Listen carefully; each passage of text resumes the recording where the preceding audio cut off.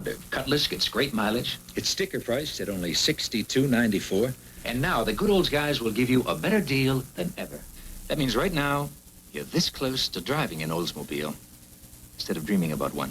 From your good old guys. Bobby Goldsboro with John, Monday, 4:30. From Television City in Hollywood, the offbeat, fascinating, and funny ways America earns a living on That's My Line. This man is throwing a knife at one of our correspondents. He's a knife thrower and an instinct shooter. That's his line. This man's movements may not look sexy to you, but certain birds find him irresistible. He earns money getting birds in the mood for love. That's his line. We have in Chinchilla a king-size bedspread for between $40,000 to $50,000. This man sells the most expensive furnishings in the world. That's his line. You'll meet these people and more tonight on That's My Line, starring Bob Barker.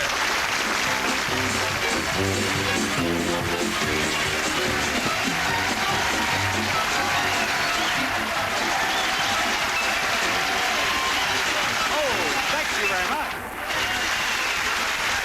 Thank you, and welcome to That's My Line. Now, this may look like a telephone directory, but it's a dictionary of occupational titles. It lists more than 20,000 different jobs. Now, you can imagine how many bizarre ways Americans earn their livings, but I have news for you. Most of the guests on tonight's show have such unusual jobs, they aren't even listed in this book. You'll be meeting them shortly, but first, I'd like to have you meet our two lovely correspondents who have been out tracking down wild, weird, and wacky workers. Say hello to T.U. Leek and Suzanne Child.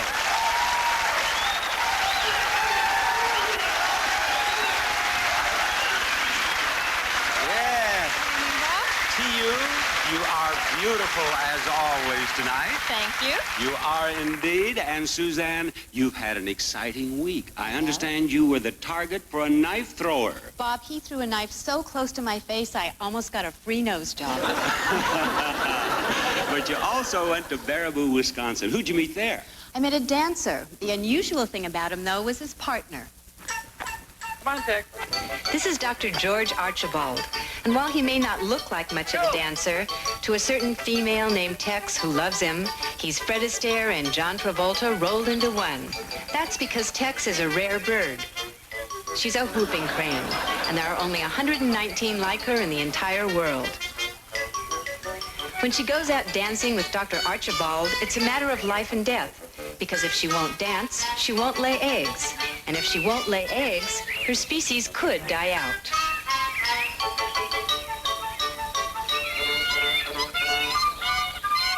And unlike these Siberian cranes who make beautiful music together, Tex has no romantic interest in other cranes, as Dr. Archibald explains. She was raised by humans, not by cranes, so she thinks she's a human. So she doesn't want to pair with a crane. Although we've tried her with beautiful males, she's rejected them. But she's chosen me, or I guess I've chosen her. And I danced with her for 4 years now. We received 3 eggs. When Tex first arrived in April of 1976, I subdivided her house, put a cot and a desk there, and lived there for the spring. She slept at the foot of my bed. We established our pair bond that spring. And subsequent springs, she produced eggs. But the story will not have a happy ending. The dance team of George and Tex is about to be broken up.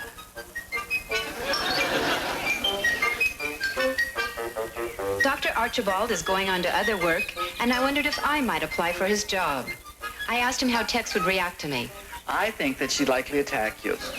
She doesn't like women, and if you approached her quarters, she'd likely walk up, be extremely stiff and strutty, and she'd likely peck you. But you could try. First, I decided I'd better practice with a baby crane. I soon had her eating out of my hand. So much for practice. Now on to Tex. I gave Tex some of my best moves, but she didn't seem too impressed. Obviously, I can't replace Dr. Archibald. What are your feelings going to be when you break away from Tex? Well, I'm glad to break away. It's actually very boring spending hours and hours with a bird. And I feel that I've put in my time with her, and now it's time for somebody else to try. Although I like the bird, she is just a bird. She's a lovely bird. And I wish her all the best. And how does Tex feel about it?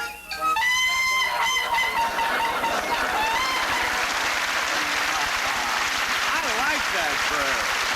That's a nice crane. Sure is. She didn't like me too much.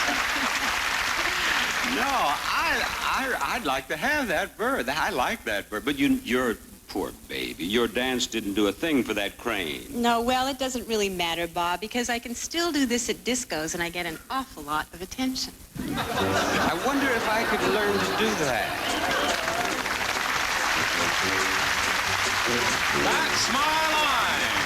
Sponsored by the people in your town who bring you delicious, refreshing Coca-Cola.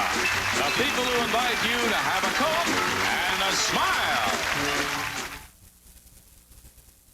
I'm walking into the kitchen, see? And I open up the refrigerator door, and I look way in the back behind the mayonnaise. I spy me an icy bottle of Coke. And I pops it open. When that ice-cold Coke hits the back of my throat. A Coke and a smile makes me feel good, makes me feel nice. Have a Coke and a smile. That's the real thing. There goes another gas station. Are the other gonna stop? The Corolla Tercel, Toyota's lowest priced car, gets such good gas mileage that for some, it could be a problem. I gotta stop at the gas station. Why, we haven't had to stop for gas in hours. We haven't stopped for anything. Do you know why I bought this front-wheel drive Toyota? Allow gas to the gas mileage. I'll stop, but I don't have to because this is Toyota's highest mileage car. And Lester, Oh, what a feeling. high mileage. Toyota.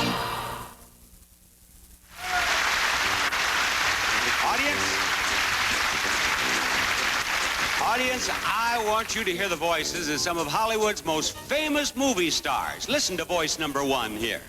Oh, fluffer and succotash. Wait till I catch that bird, I'll swallow him whole. Sylvester Cat, one of your favorites, I know.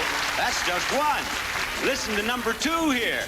Ooh, that's what I call a pudding jam. I did see a pudding jam. There you are. Old Tweety Bird. Tweety Bird. Now here's number 3. I'm a real Westerner. Where can I find my gun? Yeah, Yosemite Sam. That's who it is. And not only that, our next guest earns his living bringing all those characters to life. That's his line. Say hello to Mel Blanc.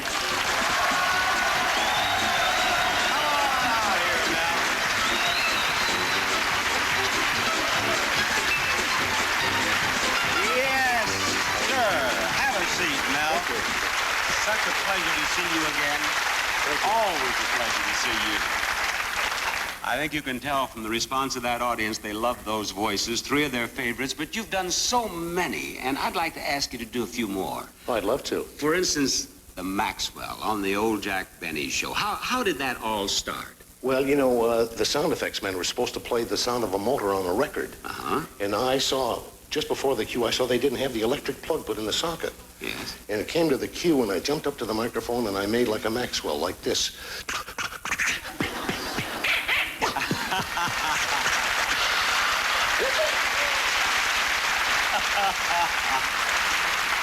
One of America's favorite automobiles of all time. And the parrot, Jack Benny's parrot. Well, his parrot couldn't come in on cue. So he asked me if I could do it. I said, Rat! If it's cheapskate, if it's cheapskate. You know, I once heard that the Benny writers tried to play a joke on you by deliberately putting something into the script that they didn't think you could handle. Is that true? Did that really happen? Oh, yeah, that's very true. They thought that I couldn't do this. We were visiting Epsom Downs in England, you know, the horse race track. Yes. And one of the writers writes in, Mel Blanc does an English horse whinny. An English horse whinny? How can you tell the nationality of a horse? I couldn't. But I never say no, and I waited for the cue, and when the cue came, I did an English horse whinny like this. Oh,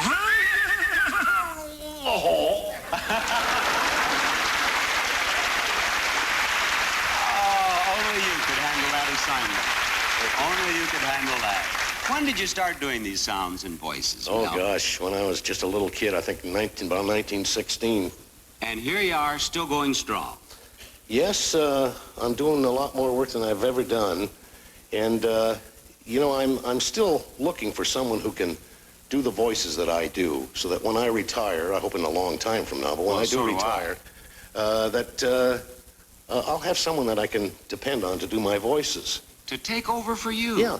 Well, that's going to be tough to try to find someone, I mean. It will be. I wish I could help. You know, maybe I could help you out, Mel. Good. Look out here in this audience. Some of those people look as if they're loaded with talent. At least a couple of them are loaded right up here. I'll tell you what, I'll go out there. I'll find some people I think might have talent. You do a voice for them, and we'll see how well they do. Okay. Here we go. Good deal. Here we go. Now, anyone out here who feels that he or she, here's a lady with her hand up already back here. She has confidence. I'm coming right back to you, madam. Stand up there, would you please? And tell me your name. Sue Schiller. Sue Schiller. What do you do? I'm a medical assistant. And you have never done voices or anything like this? No, not But you really. feel that perhaps you could handle it, do you? All right, Mel, how about Bugs Bunny? Do Bugs Bunny for her, will you please? Me. What's up, Doc? All right. I can do a chicken better than that. What? Now, look. Is this your show or my show?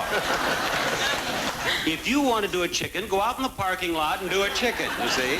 But if you're going to do what we're asking you to do, it's Bugs Bunny. Bugs Bunny again. Will you please, Mel? Me. Can't you do Bugs Bunny, Doc? Try it once. Me. What's up, Doc? That's pretty good.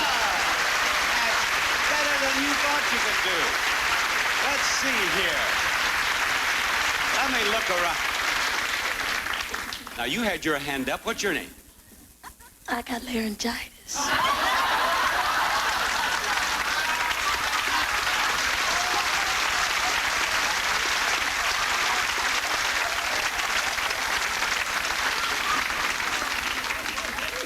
We are on the full facilities of CBS.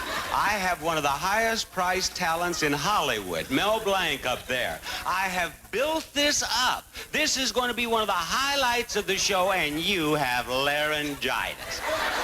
Why did you raise your hand? I was just playing. Go back and play with the guy you came with. There, will you please? Here's a man who could do this. Stand up here. Tell me your name, sir. Stanley Sugar. Stanley, what do you do? Nothing.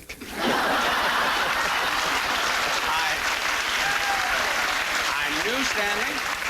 I knew you had talent. If you can live these days and do nothing, you have to have talent. Now, I want you to try to do the voice that he does next. Mel, how about Daffy Duck? Well, certainly, Daffy Duck is a kind of screwy little duck that does...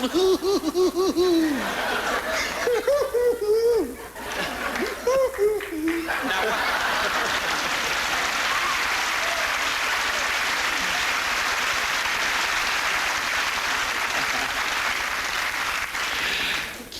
All right, you do a beautiful cuckoo clock. That's what you do. Thank you very much. How about you hiding around behind me here? Stand up here, please. Now, for him, how about Bugs Bunny? Me. What's up, Doc? Me. What's up, Doc? That's good. That's really good. Yeah. Mel, I think I have a hot one here. Sounds good. It does. How about a little Daffy Duck? Why, certainly, you are despicable. Suffering succotash. Certainly I can sound like Daffy Duck. You're despicable. Why, that's marvelous. I have the man right here. I have the man. What's your name? Noel Blanc. Noel Blanc. Mel's son. Come on, let's join your dad up there, Noel. Noel has been working on this a spell, we can tell.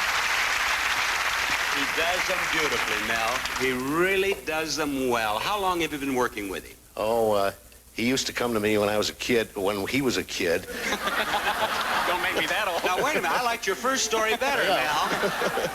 And I'd be fixing, we have an antique watch collection between us. Yes. And I'd be fixing one of my antique watches, and I'd say, "Say, this thing certainly is old, don't you think so?" And I'd say, yes, it's a mainspring, isn't it? And we get the I'd say it's the wettest story I've heard since I came out here tonight. Go ahead, I'm sorry. I said we got a lot of rusty watches with it. I bet you did. I bet you did. How old were you when you first started doing voices? Oh, about 4 years old. I'd bring a Bugs Bunny comic book in and sit on his knee, and he would read them to me in the different voices. I'd try to copy him. Sure. Has he mastered them all? Yes, he's done almost everything except Yosemite Sam is a little gravelly on his voice. Yosemite Sam is right down here. Real tough. Every time I try that, my vocal cords end up on the wall somewhere. You know, but it's interesting because he can do that so well and for so long a time. Didn't you have, I think you had your voice box x-rayed once. Right. He had his voice box x-rayed, and the doctor told him that his vocal cords were as strong as the great Caruso, that he had only seen another pair of vocal cords like Mel's. Of course, I can't sing like Caruso, but... I already had a spot planned for next week. Have him back. Well, this has just been a marvelous visit. I want to thank you for all of the happiness you've brought us, Mel, and Noel will be watching for you in the future. But before you go, do you two have any final words for us? Yes. That's all, folks.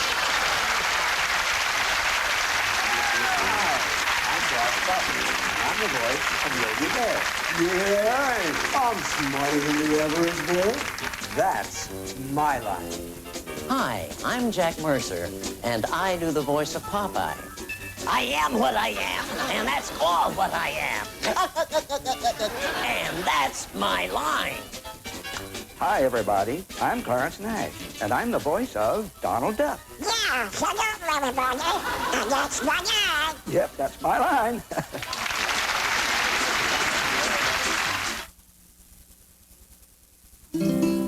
My baloney has a first name. It's O-S-C-A-R. My baloney has a second name. It's M-A-Y-E-R. Oh, I love to eat it every day. And if you ask me why, I'll say, 'cause Oscar Mayer has a way with B-L-O-G-N-A. Oscar Mayer, the first name in Bologna.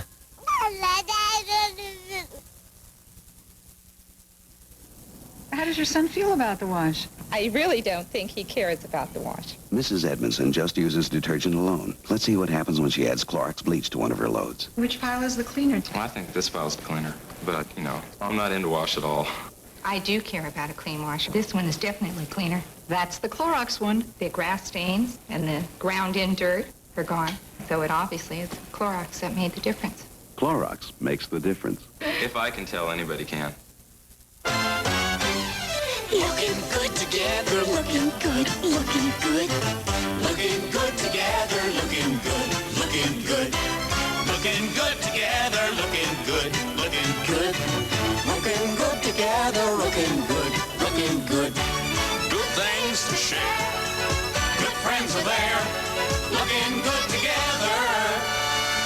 UNCBS, you're looking good.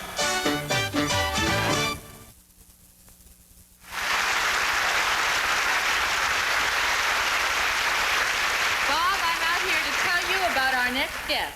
And I'll bet it has something to do with poisonous spiders. How'd you guess that? There's one on your back. Oh, Mom! No, I'm only kidding. There's not. There is not a spider. I knew that because I saw a gentleman backstage with a lot of poisonous spiders. He had tarantulas, all sorts of goodies like that. I know they're backstage. That's why I'm out here. Well, he's going to bring them out here right now. Oh, then I'm going back there. You do that. And ladies and gentlemen, let's meet our very own Spider-Man, Mr. Henry Gonzalez. Henry Gonzalez works for Dr. Findlay Russell, a world expert in venom research at the County USC Medical Center. And Henry, it is a pleasure to have you and your friends on That's My Line. Now, we're talking about spiders, but obviously you have other things here. Now, this is a spider down here, isn't it? Yes, sir. That's Black Widow. Where'd you get these black widows that you have around? Black widows, you find them all over. You can go outside here in the parking lot, around the parking structure, and pick you up a couple of dozen. Ladies and gentlemen, as you return to your car, pick up a dozen or two black widows. Have fun here at CBS. What are these down here, these little fellers? Those are scorpions. Those are your local scorpions. They're not my local scorpions. What is the big, mean-looking one right over here? Oh, that's a red-legged tarantula. Are you going to reach in there like this? Henry, are you just showing off? Is that safe? Oh, yes. Mm-hmm. Well, they bite, don't they? Oh, yes. Oh, yes. Oh, yes. Oh, yes. And just keep him right over there, close to you, Henry. Look at that thing. Never win the Miss Universe beauty pageant, I'll tell you that. Now, am I correct in believing that you take venom from these? What do you do with it? Yes, sir. We use it in our medical research and medicine. And when you take the venom from the tarantula, you call that milking it? Yes, sir. Would you milk that on our show tonight? Yes, sir. We use electrical stimulator, which... now, wait a minute. I don't like his looks, but you're not going to hurt him, are you? Oh, no. That's a mild, very mild stimulator. Oh, yes. That's okay. I can feel my venom running out, though. Okay, all right, now you're going to put him over there. We're just going to put him over here on the slide. John will bring his fangs out and put him right over the slide. Look at that. And then we will use the stimulator. If you're having dinner as you watch our show, freeze it and have it tomorrow night. And here is the stimulator. We're putting him right over the fangs, and what we're doing now is stimulating the fangs and the venom glands, and it'll shock him, give him a little shock there and irritate him. Now, will we be able to see the venom? Oh, absolutely. Sure. If it cooperates here, you'll... I wonder if this guy's ever thought about using Nair. There we go. There's venom. There it is. Look at that. It's pretty, isn't it? It's actually pretty in that close-up. Now, what would that, just the venom that we saw there, is it expensive? How much would that be? It's quite expensive. That amount of venom there, a few drops, about $200 worth. For just that? Yes, sir. Henry, I've learned a lot. First of all, I've learned that you can pick up a tarantula, which I am totally surprised to see. But I've learned a lot, and I thank you for being on our show. I do indeed, and thank you for helping him. Now, my friend Theo is at a safe distance, and I want her to introduce our next unusual occupation, Theo. When you travel anywhere by car, there are two big problems, traffic and where to park. When our next guest is on the road, however, he stops traffic. And where does he park? Anywhere he wants. Watch.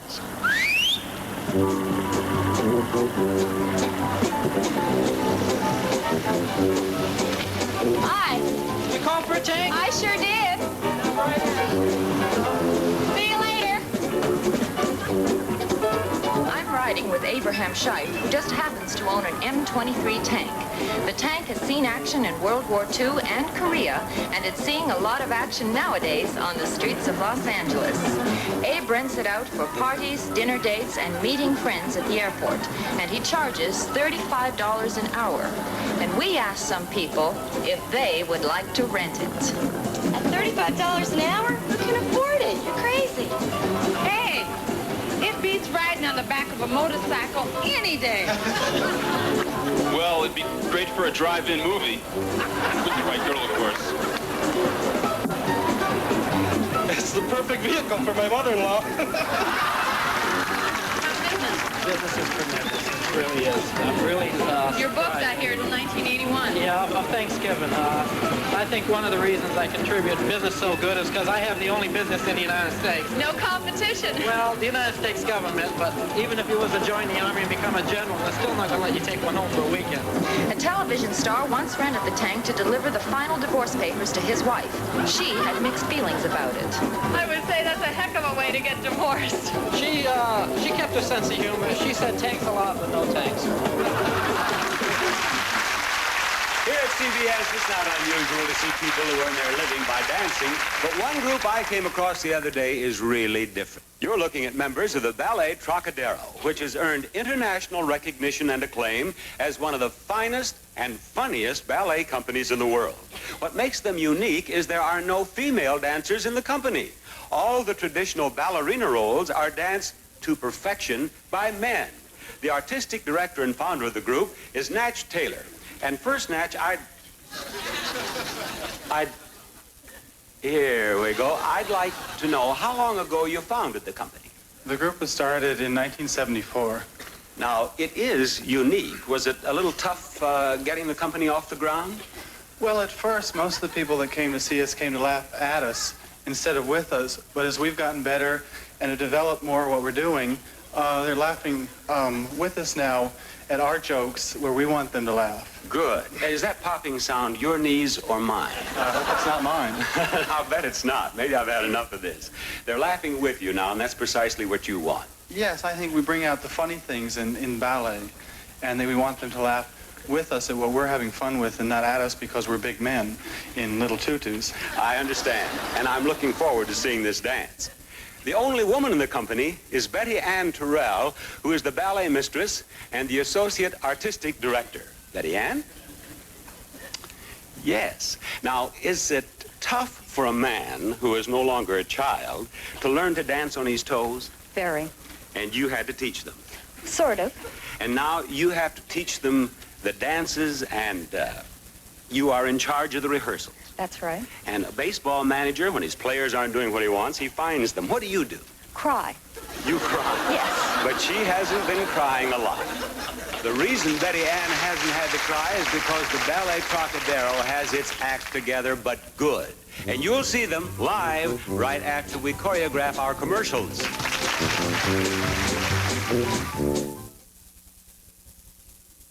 You're someone special, you're striving for more, trying to do things better than before. You're trying harder, you're reaching so tall. You're drinking Sprite and you're giving it your all. You found more in Sprite. You found lime and you found more in you. So you keep on climbing when you're reaching for more. Reach for Sprite when you're reaching for more. Reach for Sprite. Daddy? I was hoping you'd come looking for me. Serious card. It's a Hallmark.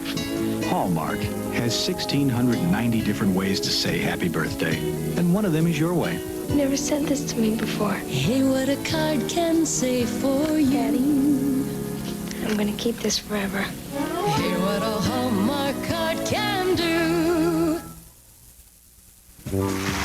That's My Line with the Ballet Trocadero, and our sharpshooter will continue.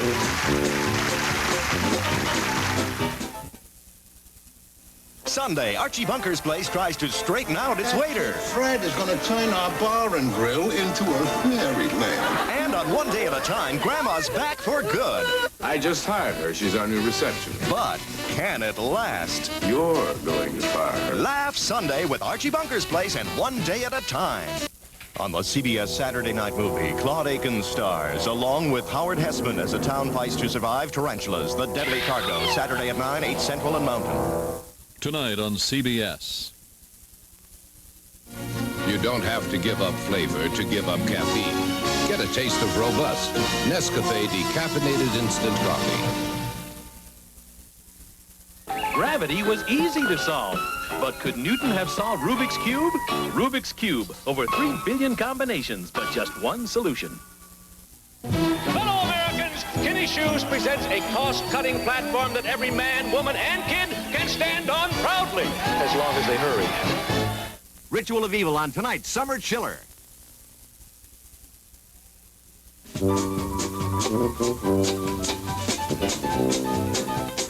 Ladies and gentlemen, I just want to remind you that every role you're going to see danced in this ballet will be performed by a male. We take pride in presenting the Ballet Trocadero.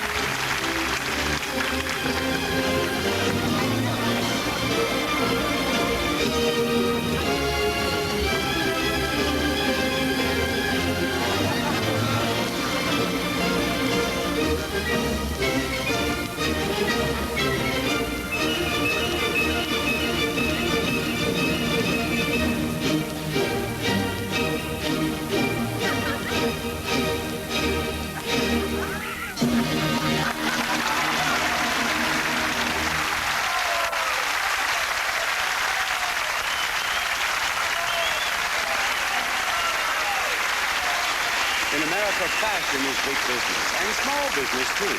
Everybody loves to dress up. You are about to meet two people involved in the business of fashion. One from New York City, and the other from Beverly Hills. They are 3,000 miles apart geographically, and about 3,000 light years apart in style and price range. I went to New York City and covered the lower end of the price range. Not too many people expect to find bargains on Wall Street, but I did. That's where I met Sam Potash. Sam is a street vendor, and the sky is his only overhead, which explains why he can afford to sell his merchandise for less, a lot less. They look like designer shirts. You came a little too late. And what about the flowers? Oh, the flowers, the beautiful flowers, Yes. they're available in all colors and sizes. Who is the shirt for? My husband. Oh, you want to get him something nice? Yeah. Well, these are pretty nice, but I have some real nice stuff over here.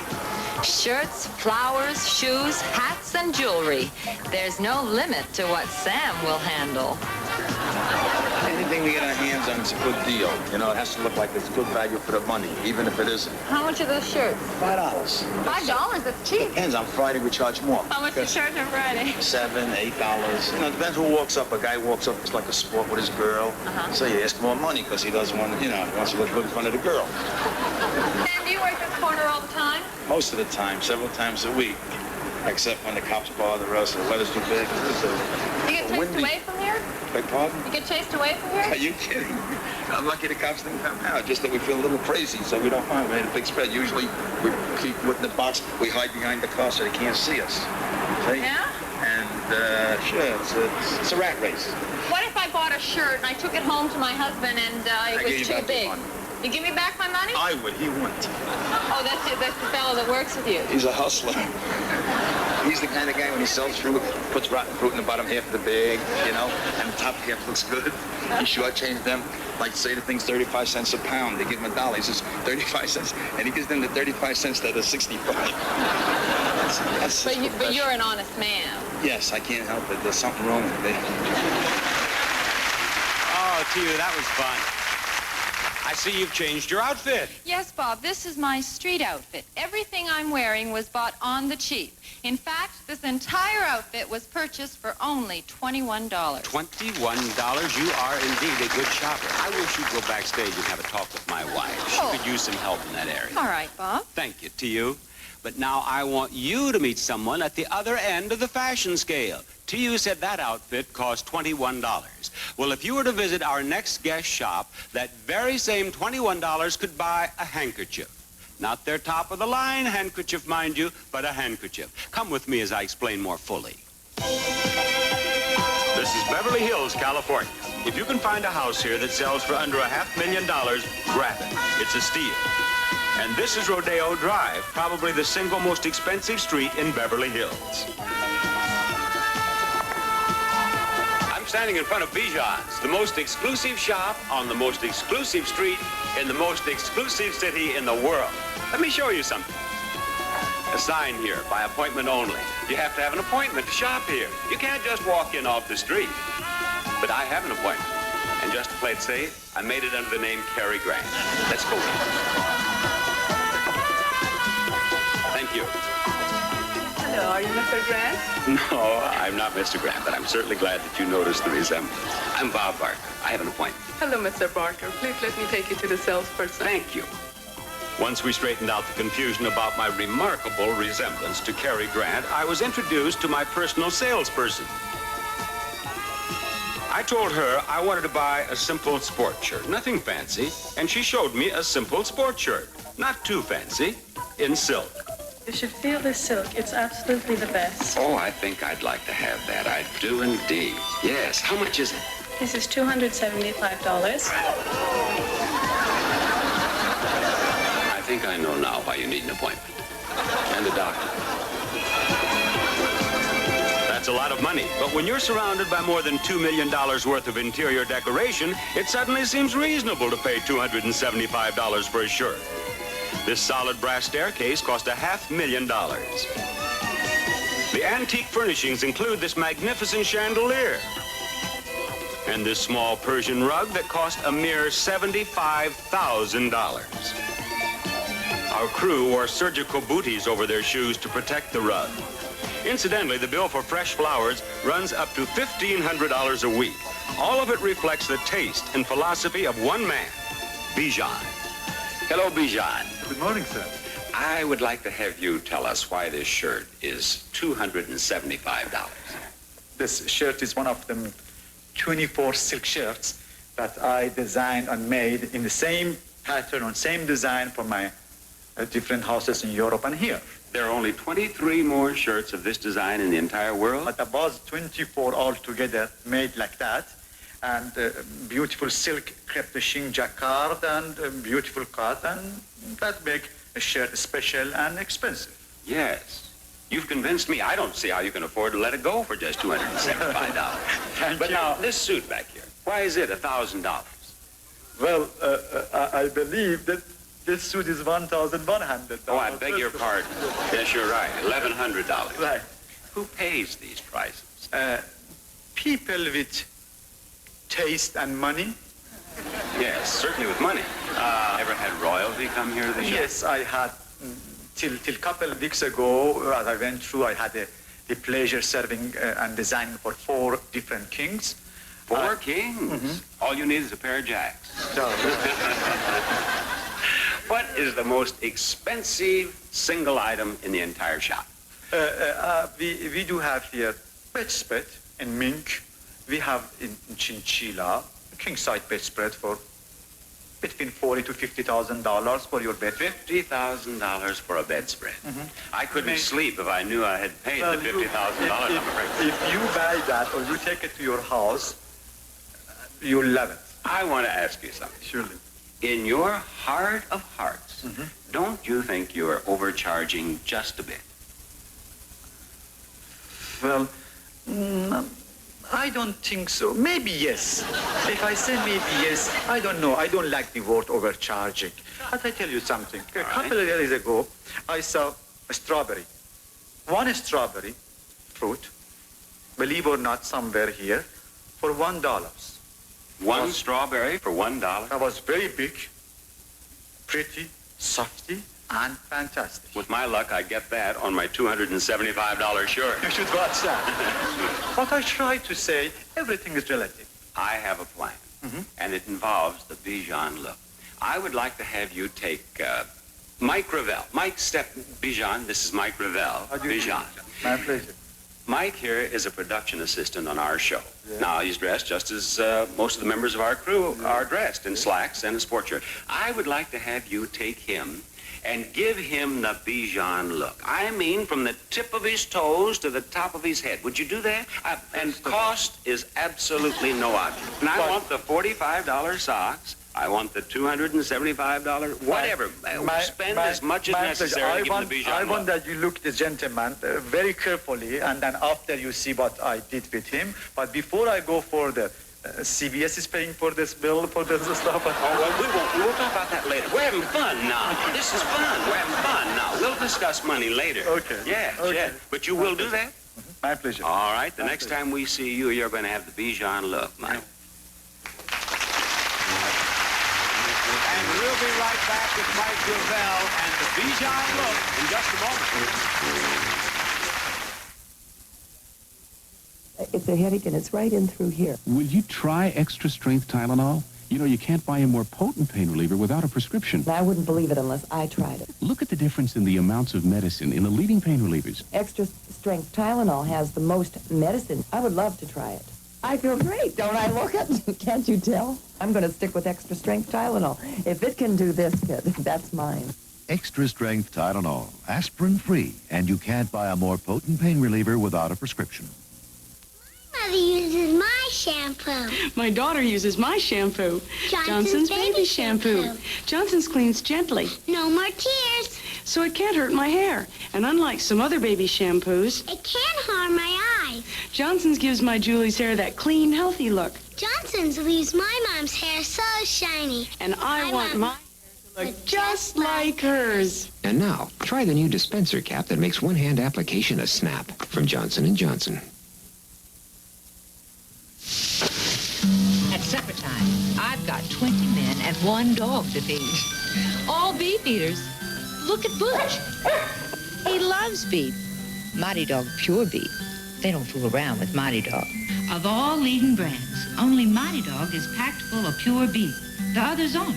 See, they're mostly meat byproducts. So get your beef eater, Mighty Dog Beef for Dogs in the single serving can. For pure beef, it's the only one. A quick reminder here that everything TU is wearing cost a total of only $21 as we meet our own Mike Gravel transformed into the Bijan Man.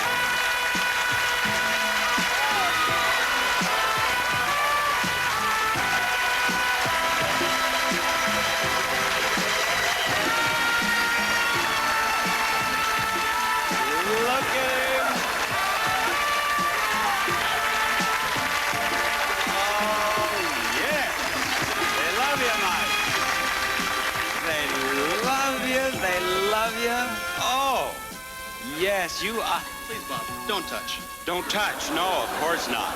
I won't touch. But you are a thing of beauty. Now, let's find out how much this outfit cost. I have the prices, Bob. Oh, you have all of them? I sure All right, do. let's start at the bottom. I assume these are Bijan socks? Exactly. Let us have a look. How much are these socks? $35. $35. Her whole outfit cost less than these socks. And look at the shoes. Mighty spiffy. How much? $350. $350, but that's for both the right and the left. The tie is a handsome necktie. $75. $75. And under that, a beautiful shirt, which cost? $300. $300. Are you wearing a belt? Open your jacket then. Let's see the belt. Yes. There, Bijan buckle, and then the pocket handkerchief. How much did they cost? A bargain at $100. Only $100. And this suit that brought gasps from this audience, how much was it? $1,100. $1,100 for a total price Hold of... it, Bob. What? This What? outfit What? comes with a coat. Get this. Oh, cashmere. And Lined mink. with mink. Can you believe it? Can you stand it? Just a moment. Suzanne, just a second. I want to point out one thing. You asked, do clothes make the man? No sooner did she get on him, she gave him a kiss. Yeah, it did something for her. Now, what is the total of everything here? $25,960. $25,960.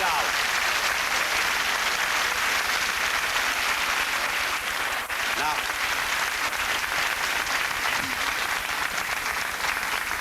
I'm going to poll the audience right now. Ladies and gentlemen, with your applause, do you like him in these clothes?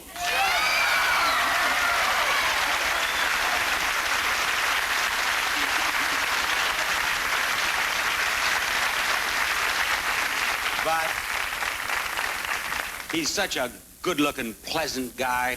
But I want to thank you very much. I do indeed. And Mark Goodson has asked me to tell you that you have this entire outfit with his compliments until 9 o'clock Monday morning.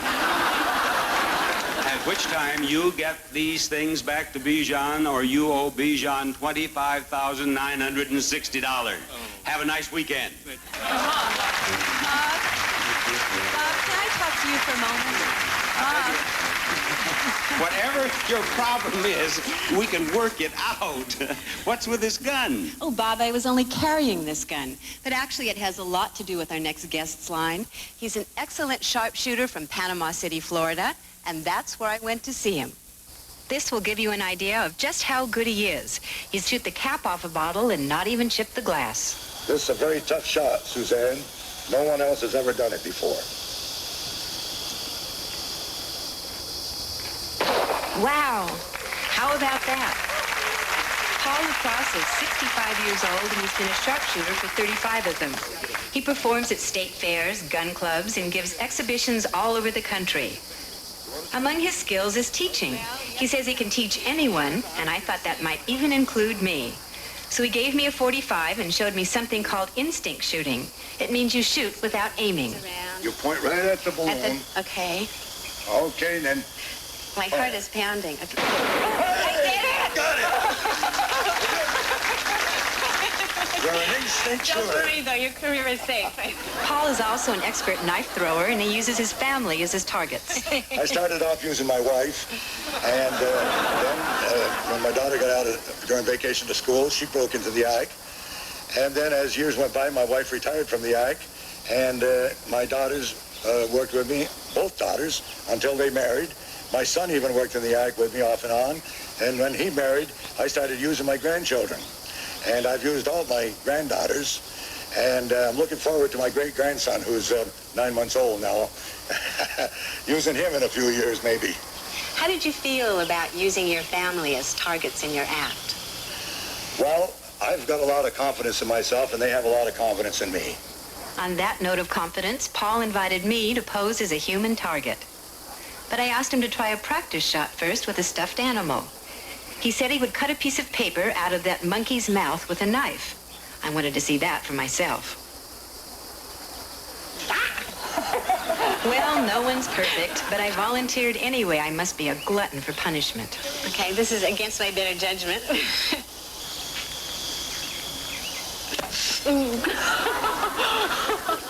Are you going to put it in your mouth? Yeah. Just a very tip and bite down on it. Okay. Like that? Yeah. Okay, this Now. is in case I never see you again. In case I never see you again. Okay, well, Okay. let's hope so. Oh. I don't understand. Okay. Like that? Yeah, but you got it. There. There. Now, you got to bend down. Bend from the waist. From the waist. A little more. Now, tip your head right back. Tip your head. That's it. Hold up like this. There. Now, hold it right there. There's one way to get your nose done, right?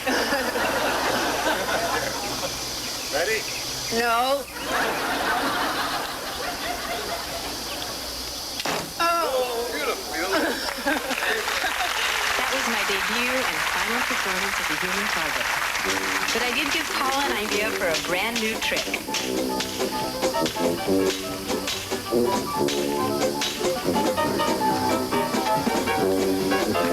That's my line. Great name for a company. I want to point out that Paul Lacrosse is a professional knife thrower, and we want to caution viewers not to attempt those tricks on your own. Now, our next guest makes a living that would put most of us in jail. He's a legal car thief. Let's meet Don Bledsoe. Welcome to That's My Line. You're a legal car thief. Don, just what do you do? I repossess cars for the bank. When someone does not make the payments on the automobile, you go out and fetch that car. Yes, I take it. We sent a film crew out to watch Don work, and he did his thing in broad daylight. Now, you're just arriving to repossess the car, are you? Yes, on this particular car, we had a key code, so that book there gives you the code number, and I'll cut a key for the ignition to that car. You're going to actually cut the key right here. That's the key in that cutter there.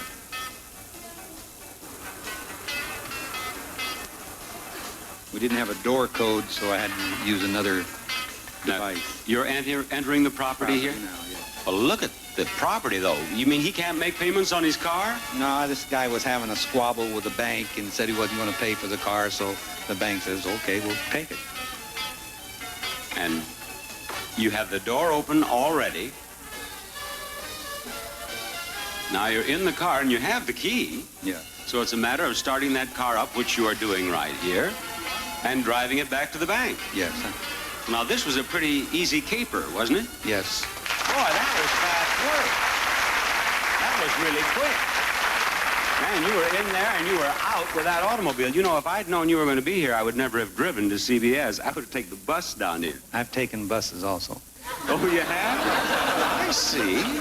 Now, this is a rather unique talent. At risk of prying into your personal life, just how did you discover this talent? Well, I was a thief for 40 years. A thief for 40 years? Have you always been free to go wherever you wanted to go, or did you spend some time Well, I spent 32 years in prison, but aside from that, I was free to go. 32 years in prison is what convinced you that you should start repossessing automobiles. No. The judge and the district attorney, when they knew that I was getting out, tried to find a job that they thought I could handle, so that they got me in repossession. I tell you, they found one, didn't they? They found one. Central Casting couldn't have done better. Now, in that film we just saw, you made that key and you used that key to start that car, and you did it in a matter of seconds. I want to know, if you did not have a key, would it be possible for you to start an automobile without a key in less than 60 seconds? Oh, yes. Down here on That's My Line, we like to see for ourselves. We have an automobile right over here which is locked. I want you to demonstrate how you open that car door. I want you to get into that automobile and demonstrate how you start it without a key. And as an added incentive, the check you receive for being on the show is in the automobile. Are you ready to go? All ready. On your mark, get set, steal that car. I have a stopwatch on you. Let's see how long it takes you to open that door. There he goes in just 9 seconds. He's into the automobile. So now he gets the check. Only his reputation is at stake. He's working on starting the car right now. I want to tell our audience that Don uses unique tools which are specifically created for this work. What you are seeing here will not help you in any way to steal a car. So don't start thinking about changing your occupation. Bravo! He did it in 34 seconds. 34 seconds into the car and started. Now he's going to turn it off, and he did step out here, Don. Ladies and gentlemen, he did it in 34 seconds. Don, one last thing. Before you leave, lock that car. No telling who will come by here. Bob, can I talk to you? Dan, did you see that car repossessed? Boy, that guy is fast. That's what I came to talk to you about, Bob. He's maybe faster than you think. Oh? Yes, the security guard just called, and I'm afraid that your car has disappeared. Oh, Don Bledsoe.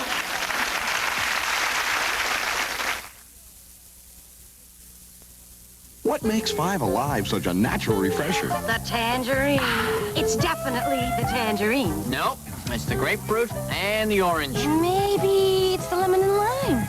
It's Snow Crop 5 Alive, 60% real juice from 5 delicious fruits. Is it the tangerine, grapefruit, lemon, lime, or orange that makes it so refreshing? What do you think? I'll need another glass to be sure. Snow Crop 5 Alive, the all-natural refresher. Let me tell you something about blue jeans. You get in a jam up here and you got real problems. That's why I always go for the best tools, like this saw and my Levi's blue jeans. You see, tree bark will chew through most anything, but these jeans bite right back. And Levi's blue jeans got a fit that's made for work, and that's real important when the changing room's 200 feet down.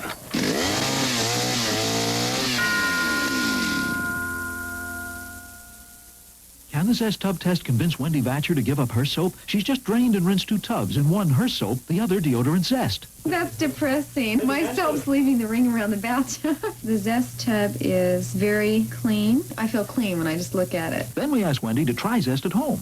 I like the suds. Definitely a lot better than my soap. I definitely feel a lot cleaner. It rinses off better. I don't feel like there's something still on my body. Give up soap and feel cleaner with deodorant Zest. My dad went out and bought about 8 bars of it.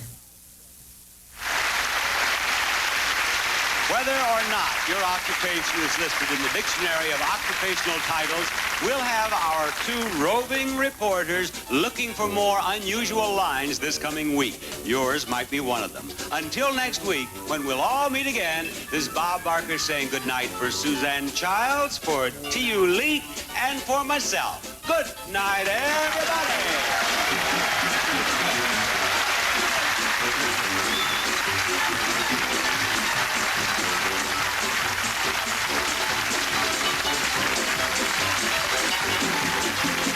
That's My Line is a Mark Goodson, Bill Todman production.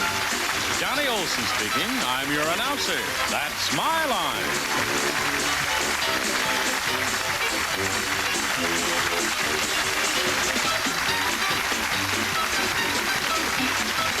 Tuesday, Ken Howard is the White Shadow. Then George C. Scott stars as an artist whose island paradise is invaded in Islands in the Stream. It's all on CBS Tuesday night. Now stay tuned for Tarantulas, the Deadly Cargo, next, after Newsbreak.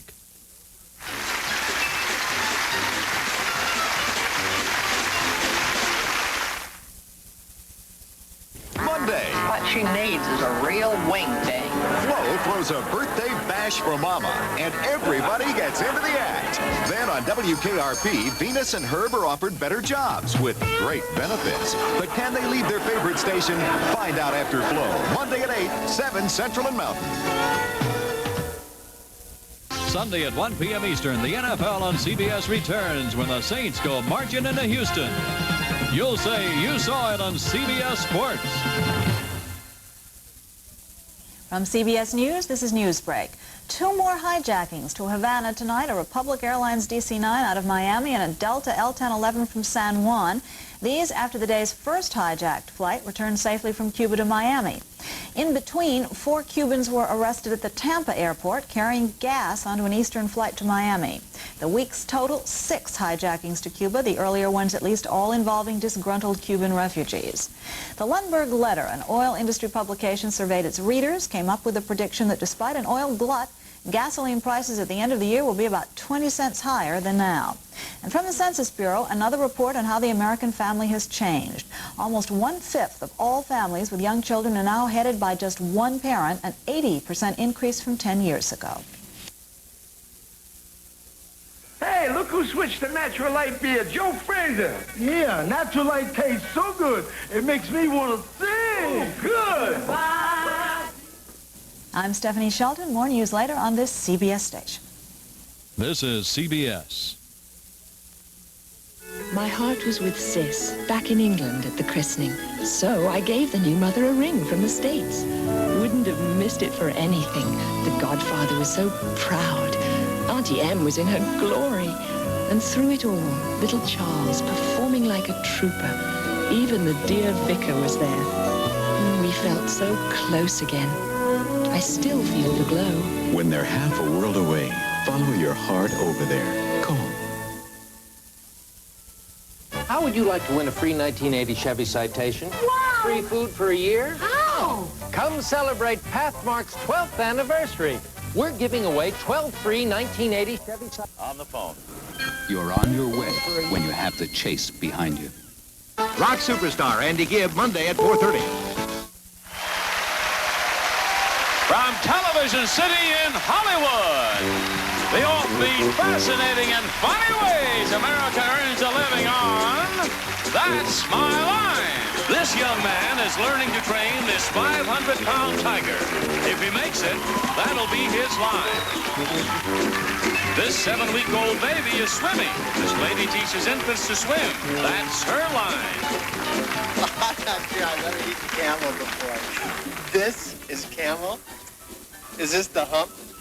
This man has just tasted camel meat.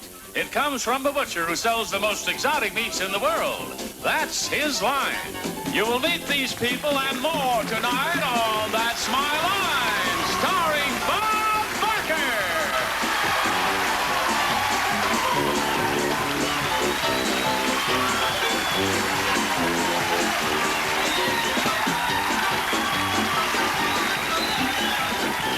Thank you.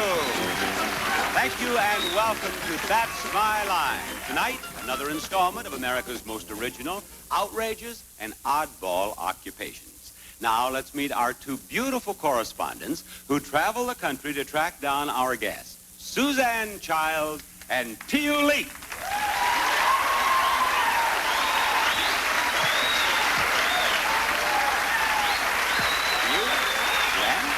Good evening, girls. Good evening, Bob. And Suzanne, did you have an interesting week? I did. I tried my hand at tiger training. And she must have been successful. She still has her hand, as you can plainly see. How about you, T.U.? What have you been up to? Well, Bob, we took our cameras to Plains, Georgia, and we met one of the Carters. The peanut farmer? No, the worm farmer. Oh, that one. I have someone exciting, too. He's a typist. A typist? You think that's exciting? Just trust me. Trust me. Take a look at Ron, typewriter Mingo. It's kind of funny to me, but people are always asking, say, Mingo, man, how in the world do you type so fast? And I always tell them, hard work, hard work, hard work, hard work.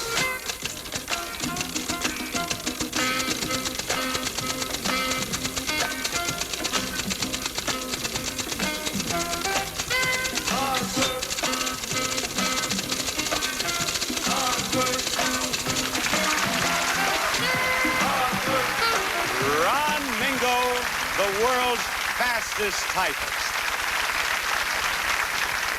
And not only is he the world's fastest typist, he's one of the world's biggest typists. How much do you weigh? I weigh 235 pounds. Now, Ron, I'm going to ask you a few questions. And if I ask anything you don't want to answer, you just say, forget it. I want you happy here. Do you understand? Okay. All right. How many words do you type per minute? I type 160 words per minute. 160 words per minute, and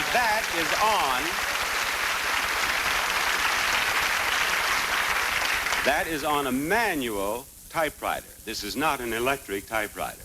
Now, how many words per minute would a good secretary type? About 80 words per minute. You are twice as fast. Yes. Now, aren't you exaggerating just... Now, don't get mad, but aren't you exaggerating just a little? No, I'm telling it like it is, Bob. All right, type about 80 words per minute. I want to just hear how that goes. Okay, now let's hear you at 160.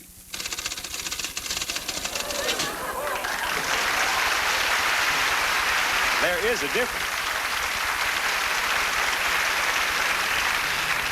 There is a difference. Actually, that sounded like about 158 to me, but I could be wrong. I could be wrong, Ron. Now, you're a typewriter teacher, are you not? Yes, I teach type in Oakland, California, McClymonds High School. Now, how do you, if a student wanted to type the way you do, how would the student prepare? What would you tell them to do? Well, to get up to 160, I've been typing for 22 years. I've won 15 state typing championships, and I hold 3 world records. And you're 230 pounds, right? Well, I think that's great. And you make this thing play, you make music with it. Would you give us a musical finale? How about Flight of the Bumblebee? Can you do that? Yes. Let's hear it.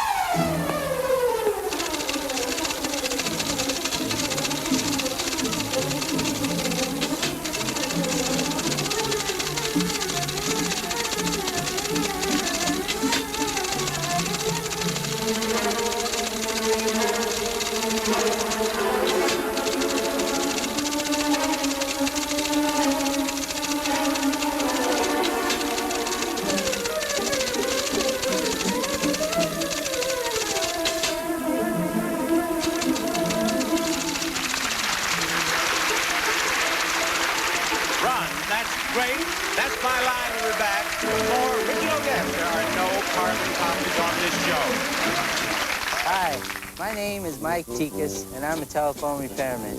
And that's my line.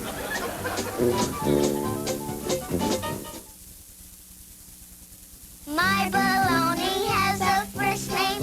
It's O-S-C-A-R. My baloney has a second name. It's M-A-Y-E-R. Oh, I love to eat it every day. And if you ask me why, I'll say, 'cause Oscar Mayer has a way with B-O-L-O-G-N-A. Oscar Mayer, the first name in Bologna. Bye-bye. Daddy? I was hoping you'd come looking for me. Serious card. It's a Hallmark. Hallmark has 1,690 different ways to say happy birthday, and one of them is your way. You never said this to me before. Hear what a card can say for you. Daddy, I'm gonna keep this forever. Hear what a Hallmark card can do. People are always looking for new taste thrills. Well, here are some delicacies that will either turn you on or turn you into a vegetarian. Hippopotamus. Camel. Rattlesnake. Lion meat. Yuck. Some say yuck. Others say yummy when they taste the exotic products of our next guest, who runs a most unusual specialty shop in Lockport, Illinois. His name is Rudy Zimmer, and he offers for sale such fancy delicacies as camel cutlets, lion steaks, and hippo fillets. That's his line. Some people, it's a must for them because they have allergy problems, and of course the others would enjoy trying something different other than pork and beef. Where do you get the meat? Well, we try to keep that under our hat because we don't want anybody else infringing our business. You know what I mean? Because, well, we want to be exclusive on it. Except for the signs, it looks like ordinary meat. I asked Rudy if his customers usually tell their dinner guests what they're eating. Well, most of them keep it under their hat till everybody's through eating. But normally, though, you'll find people will enjoy it. If they don't enjoy it, they at least will try it. Lion steaks. Tell me about lion steaks. Oh, we have all you can eat. Lion steaks are very, very, very popular. People do enjoy trying lion. How do you cook lion steaks? The way we enjoy cooking lion steak is we put it in a nice hot skillet, brown it on both sides, and after that we add our onions and spices and a little wine, and then we cover the lion steaks with a cover so it just simmers till it's just tender enough. And what does it Delicious, taste like? delicious. You'd enjoy it. But will the public enjoy it? Oh, wow. I never had lion steak before. I would have never guessed. It's so tender. It's really good. Do you have a napkin? Does that say camel steak? Yes, that's camel steak, and that's delicious. Camel, doesn't everybody have camel steak? Camel? You mean like in Saudi Arabia, camel? Pretty dry. Camel. I can see why it's dry. You can have this stuff. This is camel? Is this the hump? I hope it's the hump. I hope it's no farther back than the hump. Oh, that's great. Could I have another piece? Sure. Just to tell Mom that I ate camel today? I'd love it. I imagine you like that, wouldn't you? Hippopotamus, maybe? Hippopotamus. That's delicious. Come on, you gotta be kidding. Hippopotamus? People eat this? Oh, sure. I like this better than camel. What is this? Hippopotamus. No, you're kidding. Hippopotamus? I just saw one in the zoo. They were swimming around. Oh, I love it. Great. Would you like some more? Not right now. Yuck.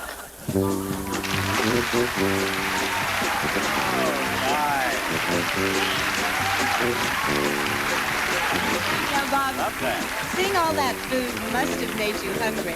So I brought these goodies out here. I'm sure you'd like a little snack. You know, at this moment, I just had a sandwich. I'm really not hungry at all. Sure you did. Yeah. But as we look out into this audience here, some of these people look hungry. Bring that with you. Hippopotamus, camel, rattlesnake. Who knows what little goodies we have? How many of you would just hate to taste kind of stuff? You'd hate it. You'd hate it. You'd hate it. Then you're just what I'm looking for. Stand up here, will you please, and tell me your name. Stacy Durst, Stacy, where are you from? Arcadia, California. Well, I want you to do a little tasting here. Here's a little napkin, and Stacy, have you lived out here all your life? Yes. Well, then I think as a Westerner, perhaps number one would appeal to you. Try number one, will you please? Put it in your mouth and chew, chew, chew.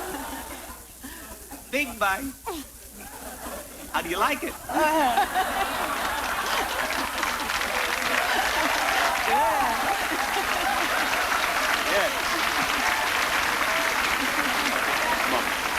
Stacy, thank you. I'm glad you enjoyed it. What do you think it was? I have no idea. Let's see. What? What was it? I have no idea. I'll tell you later. I'll tell you later. How about you? Will you stand up here, please? Stand up here and tell me your name. Robert Sheffield. Robert, you'd try anything once, wouldn't you? I think I would. Yeah. You know you would. I sure would. Say, Bob, I want to try number 2. Bob, I want to try number 2. No, you didn't do it. You didn't now. You didn't do it with the right attitude. Bob, I'd like to try number 2. Bob, I'd like to try number 2. Try. I want you to take number 4. I like number 2, man. No, try. I want you to try number. It's my show. Number 4. How do you like it? It's pretty good. I think you'd better see a psychiatrist. Let's see. You sit down there. Turn your head and look up here. You're what I'm looking for. Stand up here. Yes. What's your name? Eva Smith. Eva, where are you from? Corona. From Corona, but not originally. Not originally. Where are you from originally? Oh, Pennsylvania. Are you from Pennsylvania? Yeah, sure am. And you came to That's My Line to have fun. Yes, I did. Wouldn't it be fun to get to taste one of these? Yes, it would, Bob. It'd be just great. I knew you'd like that. Now, I'll tell you what. Here's your little napkin, and I'm going to have you taste number 3 here. There you go. Wait, just a minute. Before she tastes number 3, I think all of you would like to know what she's tasting. So I'll cover her eyes. Now, on the monitor, show them what she's tasting. See? Ooh. Oh. Don't we feel sorry for her? Oh. Icky poo. All right, it's number 3. Help yourself. Take a big bite, chew real fast, and swallow it down. You want me to be sick? Take a big bite. Big bite? Yeah, big bite.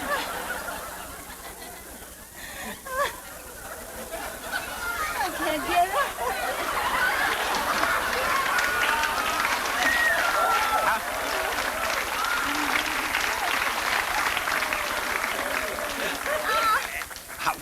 What did you think of it? How'd it taste? Well, I'll tell you, it tastes like chicken.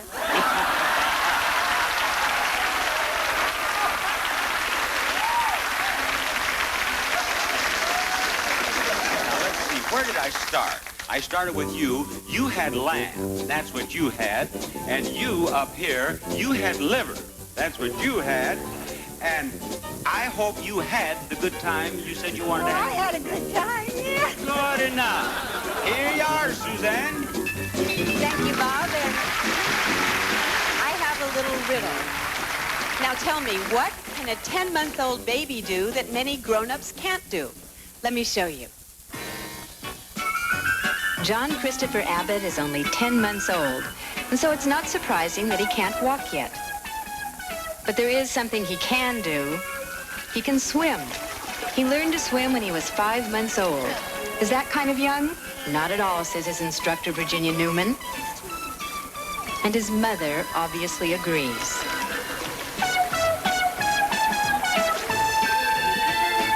Babies can first learn to swim as soon as they're born. Experiments have been on brand new babies who have been taken into the water right away. As a matter of fact, the Laboyer method of giving birth is putting the baby in the water right away. So they can swim immediately. The first thing we do is get them acclimated with the water. It should be very warm, and they like it very much, and they really enjoy it. The parent is there and helps with the lesson, and we just dip them under the water once. So then it's a matter of just letting him stay under the water a little bit longer. Look at this. If you find this amazing, meet Lane Nottingham. Lane is 7 weeks old, but his mother's not worried about his age or lack of it. I think that starting them at this age is really beneficial for them. It builds their self-confidence, their independence, and I'm just delighted to see them floating around in the water. I think it's just a pleasure. Elizabeth Lawler is 9 months old, and she's an old-timer. Her mother, Barbara, is a swimming instructor, and to her, the issue is safety. The obvious fact is that it could save their lives. A child who can hold their breath for even 10 seconds can save their own lives. Because many times when children drown, a parent was in the house and the child fell in the pool, but by the time the parent got out there, maybe 30 seconds later, it's too late. And if even a little baby doesn't panic when he or she falls into the water, it could virtually save his life. Is 3-year-old Brian crying because he's afraid of the water? Not necessarily. Off he goes and dog paddles through the pool, crying all the way. Maybe Brian is unhappy because he's reached the advanced age of 3. And at Virginia Newman Swimming School, that means you're almost over the hill. Our next guest was invited to be with us not because of his occupation, but because of his sideline. Please welcome Phil Toon.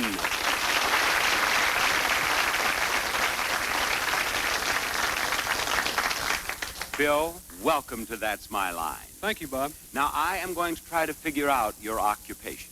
Here it says Assistant Chief. Here it says Walla Walla Fire District Number 4. I'll bet you're a fireman. That's correct. In Walla Walla, West Virginia. No, that's Walla Walla, Washington. Oh, but you are a fireman. Absolutely. Well, nobody's perfect. It's Walla Walla, Washington. Now, I bet it's an interesting job. Yes, it is. It's very rewarding. How long have you been a fireman? 17 years. Have you ever gone up into a second story and saved a beautiful blonde? Not yet, Bob. But you're waiting around to do that. And while waiting around, you have developed a fascinating sideline. Yes, I have. It's kind of unusual. And it is the reason that we have invited you to That's My Line. Now, you need a rather, you need a costume for this, don't you? That's correct, I do. We have that costume awaiting you. Get into costume, please, okay. Phil Toon. Thanks to the magic of videotape, Phil Toon is ready for his demonstration. Ladies and gentlemen, Phil Toon, or George the Whistler, of the Whistling Belly Button. Whistling Belly Button.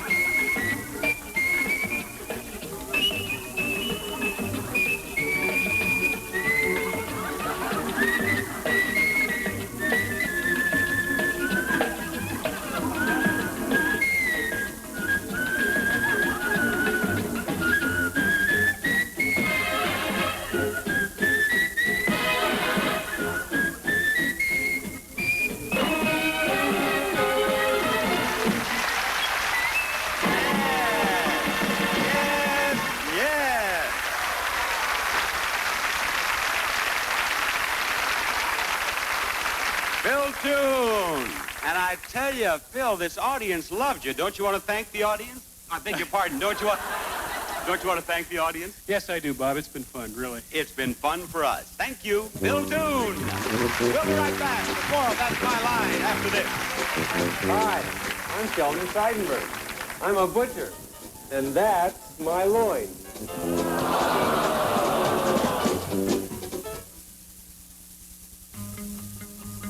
Give me a mountain and nothing to do.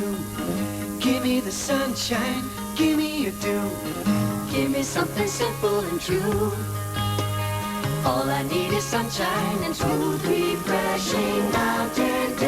Yeah, give me a river, give me a dew. Give me my good friends, give me a dew. Give me the sunshine, give me a dew. See, Mrs. O'Malley, the puppies are here. So's the smell. Use twice as fresh like your old landlady. I've tried air fresheners. Solids aren't strong enough. Aerosols fade. Twice as fresh eliminates odors continuously, better than any solid or aerosol. And if a strong odor comes up, just wave it away, then keep on freshening. It really works. Two-way twice as fresh works harder than the rest. Can we keep him? If I can keep the twice as fresh. Looking good together, looking good, looking good. Looking good together, looking good, looking good. Looking good together, looking good, looking good. Looking good together, looking good, looking good. Good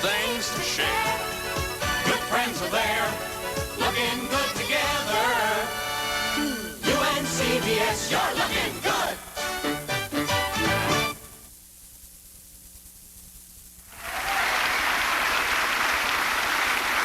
We all know that a tiger trainer has to teach a tiger tricks. But the question is, who teaches the tiger trainer?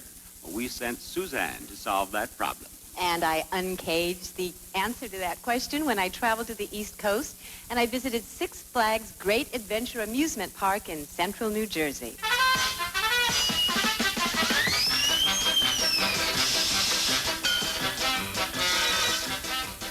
This is John Cox. He's 21 years old and wants to become a tiger trainer.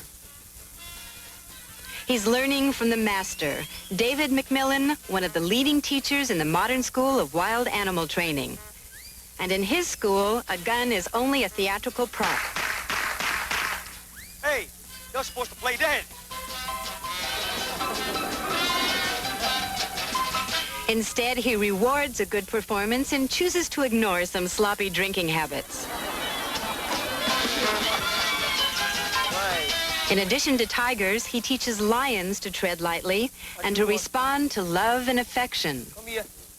Why don't you come here, yeah? Good boy, yeah. Come here, come here.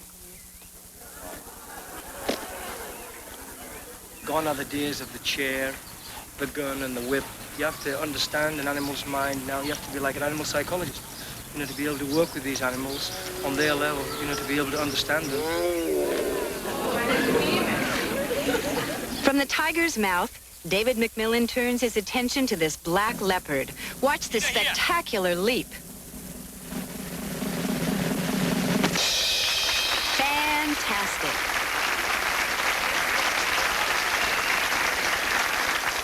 Now let's watch the young apprentice, John Cox, who is eager to learn all the tricks of the trade. David is right behind him, coaching.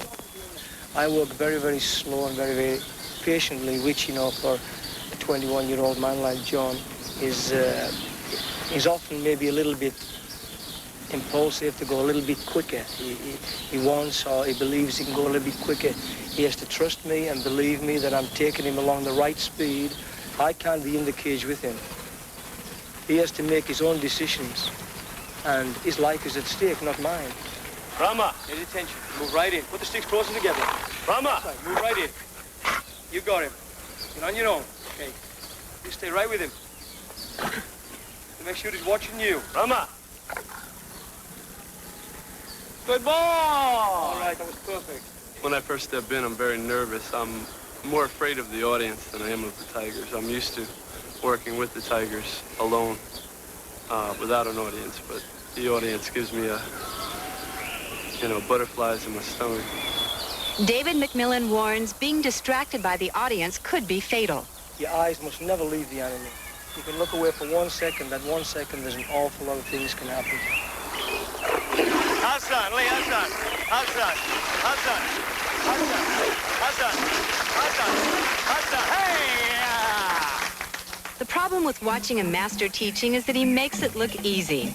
I guess I got carried away and I wound up in the cage with him. Watch him now. You won't bite me, will he? I don't know, but if you promise, always protect the throat.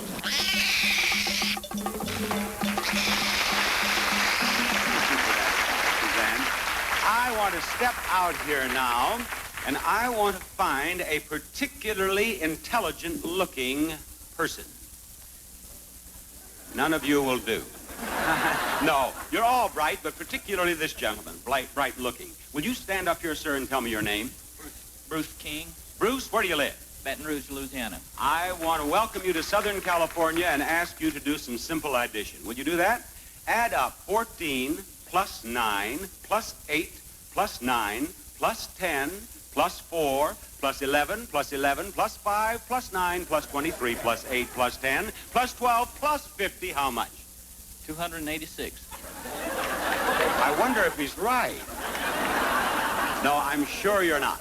But I have a young lady, only 9 years old, who can add that up very quickly, and it will be right. And she's here with her father. Let's welcome Joy Lieberthal and her father, Ed Lieberthal.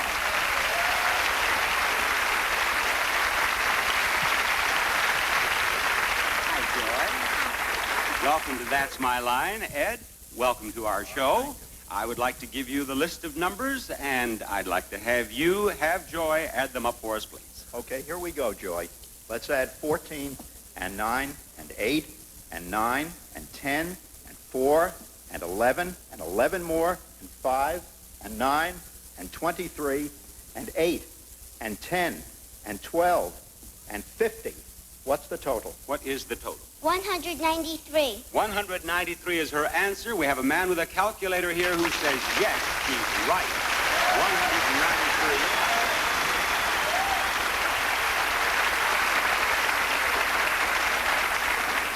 And now we know that that faker on the second row was wrong. However, lest you think that we have given her those numbers and that she has memorized them, we're going to take numbers from members of our studio audience in just a moment. Right now, Ed, what is your line? Bob, I'm proud to say that I'm director of Finger Math International, a part of the McGraw-Hill Book Company. Finger math. Finger That's math. what she was doing. I was watching her here, and I thought perhaps she had an adding machine under the table. She doesn't. How does finger math work? Well, you're kind of right, Bob, because it's a method that turns the 10 fingers into a calculator, very accurate, consistent calculator. Is that right? And they look so normal, too. I had no idea. Is it complicated? Not at all. Anybody can do it. But any child can learn it. Yes, we have thousands of kids all over the country and many schools that have adopted the program. Very good. I would like to have those numbers to you, will you please? She's taking them from members of our studio audience who wrote them down for us. We have not seen them. Right up here to me. Ed, here you are. Have her add those up, will you please? Yes, be glad to. Are we ready, Joy? Yes. Okay, let's add 4 and 75 and 11 and 18 and 16 and 26 and 7 and 8 and another 8 and another 8. And that's the end, Bob. Very well, Joy. What is the total? 181. 181 is right again. We have from our friend with the calculator. 181. Now, you say this is so easy. You know, she'd be in serious trouble if she ever hit herself on the end of a finger with a hammer. She'd be out of... Well, she could do fractions then. Right on. Thank you, ladies and gentlemen. I thank you very much. For my next joke, well, no, let's go on. Let's go on. Do you have more complex problems that she can do, or is it just addition? Oh, no, not at all, Bob. We can do addition, subtraction, multiplication, and division, even in very sophisticated forms. Would you like to put together one example with all of those operations? I would. Would you, Joy? Yes. If she's up to it, I can certainly watch. If you'll give me a hand doing this, Joy, we'll begin with multiplication. I'm sorry, with division. Okay, let's do 72 divided by 8 times a one-digit number, Bob. 7. Times 7, plus a high two-digit number. 88. Minus a two-digit number. 22. Joy, what's the answer? 129. 129 is right. It's right. May we have the easel out here, please? You see that? You may have missed that. I don't know. He said, any child can do it. Nothing, you know, any child can do it. But when she was right, he bent over here and gave her a nice little pet, nevertheless. Now she's going to do something really spectacular. Here is the total, 33,839. That is the total of this series of numbers plus this one, plus this one, plus this one. But, as you can see, this number in this series is missing. This digit is missing. This one and this one. Knowing the total of 33,839, using finger math, Joy is now going to fill in this number, this one, and this one, and this one. Do it, Joy. Now, this is tough, isn't it? Well, this is a very abstract problem. We're dealing with She put unknown a 4 quantities. in the top row. But our fingers have the ability to accumulate and store A 5 information. in the third row. So as a result, what we normally do in our heads is stored on the 3 fingers. in the fourth row.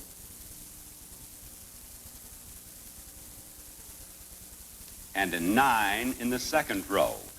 Does that total, 33,839, And the gentleman with the computer station is right again. He is right again. Joy, that's just marvelous.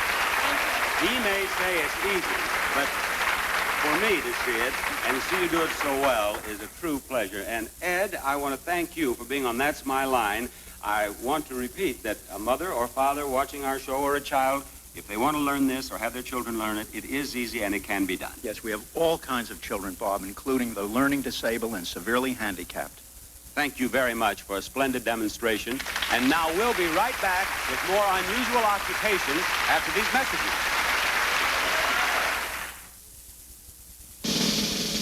The great American homes. When Sears came to paint them, they brought their best. Sears Weather Beater, one-coat exterior latex that's tough and long-lasting. Easy living, one-coat interior latex that cleans like enamel. From the parlor where Betsy Ross sewed to the study where Thomas Edison enlightened the world, Sears paint is helping to preserve the places America loves. The great American homes, like yours. At supper time, I've got 20 men and 1 dog to feed. All beef eaters. Look at Butch. He loves beef. Mighty Dog pure beef. They don't fool around with Mighty Dog. Of all leading brands, only Mighty Dog is packed full of pure beef. The others aren't. See, they're mostly meat byproducts. So get your beef eater, Mighty Dog beef for dogs in the single serving can. For pure beef, it's the only one. That's My Line with the Worm Farmer and more. We'll continue. Sunday's CNN-NFL preseason special, the ATP Pro Tennis Championships and the World Series of Golf starting at 1 Eastern. You'll say you saw it on CBS Sports. Saturday on the CBS movie. Did you ever think of committing a crime? 4 charming ladies pull off an outrageously crazy $1 million heist. Yes, criminal. Lauren Bacall, Sandy Dennis, Lisa Pelican, and Ruth Gordon. They're 4 funny but perfect gentlemen on the CBS Saturday Night Movie at 9, 8 Central and Mountain. Tonight on CBS. Mark is giving away 12 free 1980 Chevy Citations from Potamkin. Free food for a year for 12 families and 1,200 $12 free food certificates to celebrate our 12th anniversary. Enter as often as you'd like at all Pathmark stores 24 hours a day or fill out the entry blank in Pathmark's new circular. Hundreds of warehouse price reductions, big coupon savings too. Pathmark Circular in Sunday's paper at your doorstep or at Pathmark for savings, free cars, and free food. Terror with Vincent Price on tonight's Summer Chillers.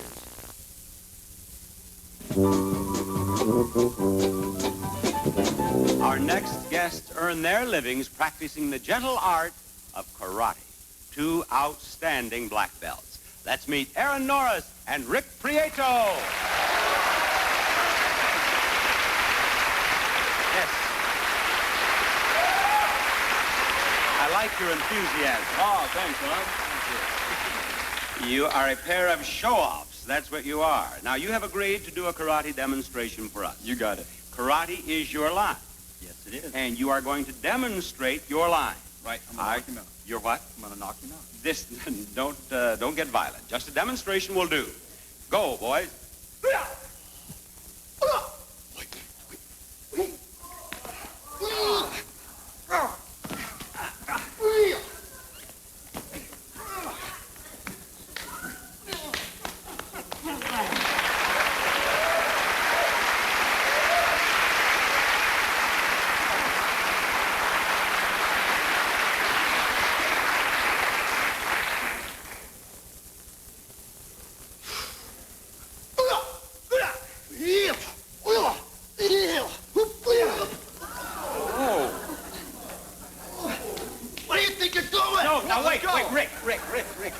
Wait just a minute, Aaron. Wait, I thought you were kidding. I think you... Now, this is just a demonstration for our show. Slow and easy. Just slow and easy.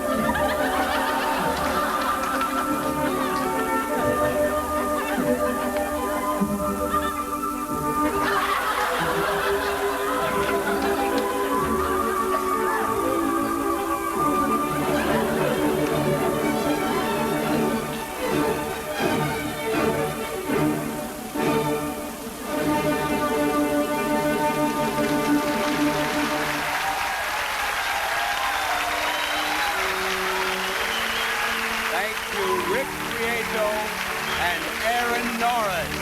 And now, over to you, T. I'm sure you recognize Old Glory, the stars and stripes of this great nation. Well, this particular flag has another distinction. It once flew over the nation's capital in Washington, D.C., and here's the official certificate to prove it. There's a whole story connected to flags that fly over the Capitol building, and we're going to run that story up the flagpole right now.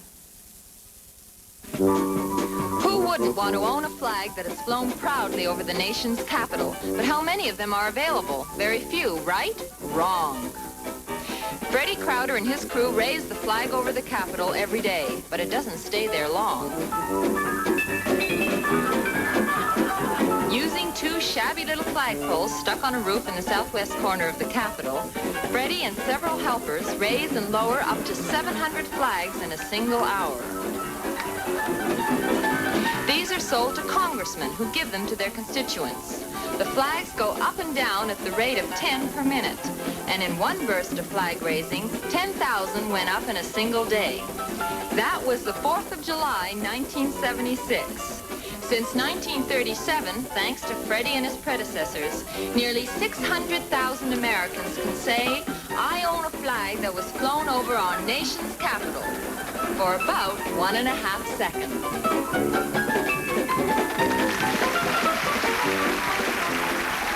Audience, I want you to see a picture of our next guest at her old line.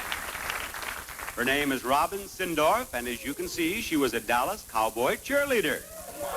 Yes, today Robin has a different line of work. Let's meet Robin Sindorf. Welcome to That's My Line, Robin. What do you have here? It's a bra. It is indeed a bra. There it is. Did I call you out of your dressing room too soon? No. Do you walk the halls carrying these all the time? No, not all the time. Actually, she uses this bra in her work. It's a part of her work. I wonder if any of these brains in our audience might figure out what she uses the bra for. Right behind you, T.U., there's a very intellectual-looking young man in a dark suit wearing glasses. Will you stand up, sir? And tell me your name. Malcolm. Malcolm? You don't want to give us your last name, huh? Jones. Malcolm, what do you suppose she uses that bra for in her work? I don't know. Does she wear one? I don't know. Let me look back. No, as a matter of fact, she's not wearing now. How about this young fellow in the white shirt right down here in the second row? Stand up and tell me who you are. Gene. Oh. Gene, where are you from? Atlanta, Georgia. Atlanta, Georgia's a beautiful place. What are you doing out here in California? Honeymoon. You're on your honeymoon. Oh, Gene. Have the bride stand up for just a moment. What's your first name? Pat. Pat, do you mind if I discuss bras with your new husband? Go right ahead, thank you. All right, Gene, what do you think she uses this bra for? Knee pads. Knee pads. Very good. Very good. But you are all wrong, ladies and gentlemen. And we have a videotape that should clear up the case of the mysterious bra once and for all. Come on, boy, you big chicken. Yeah! Robin is a rodeo clown. She's waving her bra to protect this fellow by getting this fellow to pay attention to her. Well, my boyfriend and I work together. We try to work together as much as possible. We're a team of bullfighter, barrel clown, and during professional rodeo, I get into a barrel, and Doug lures the bull to the barrel, and I've been hurt one time. A bull got a horn in the bottom of the barrel. That's the worst thing that happened to me. I've been close to being knocked out. That's to most people that would be pretty bad, but to me, I don't feel like that's a serious injury. A football and a fly swatter are among the props Robin uses to distract the bull and this dummy of the Ayatollah. But the prop that represents Robin's unique contribution to the art of rodeo clowning is the bra. I wave it at the bull, and sometimes if I get hit a lot, I sling it out as a surrender flag, and it works pretty well. I'll say it works very well. Just watch. Ride him, cowboy. It took the bull's attention away from this cowboy the first time a woman's bra ever got a man out of trouble. That's what she uses that bra for. That's what she uses that bra for. You use it to attract the bull, to distract it from the cowboy. Right. And you're using a white bra. That's correct. Now, I don't know a great deal about bulls, but I do know that you might be even more successful with a red bra. And I happen to have one for you from That's My Line. Great. Thank you, Robin.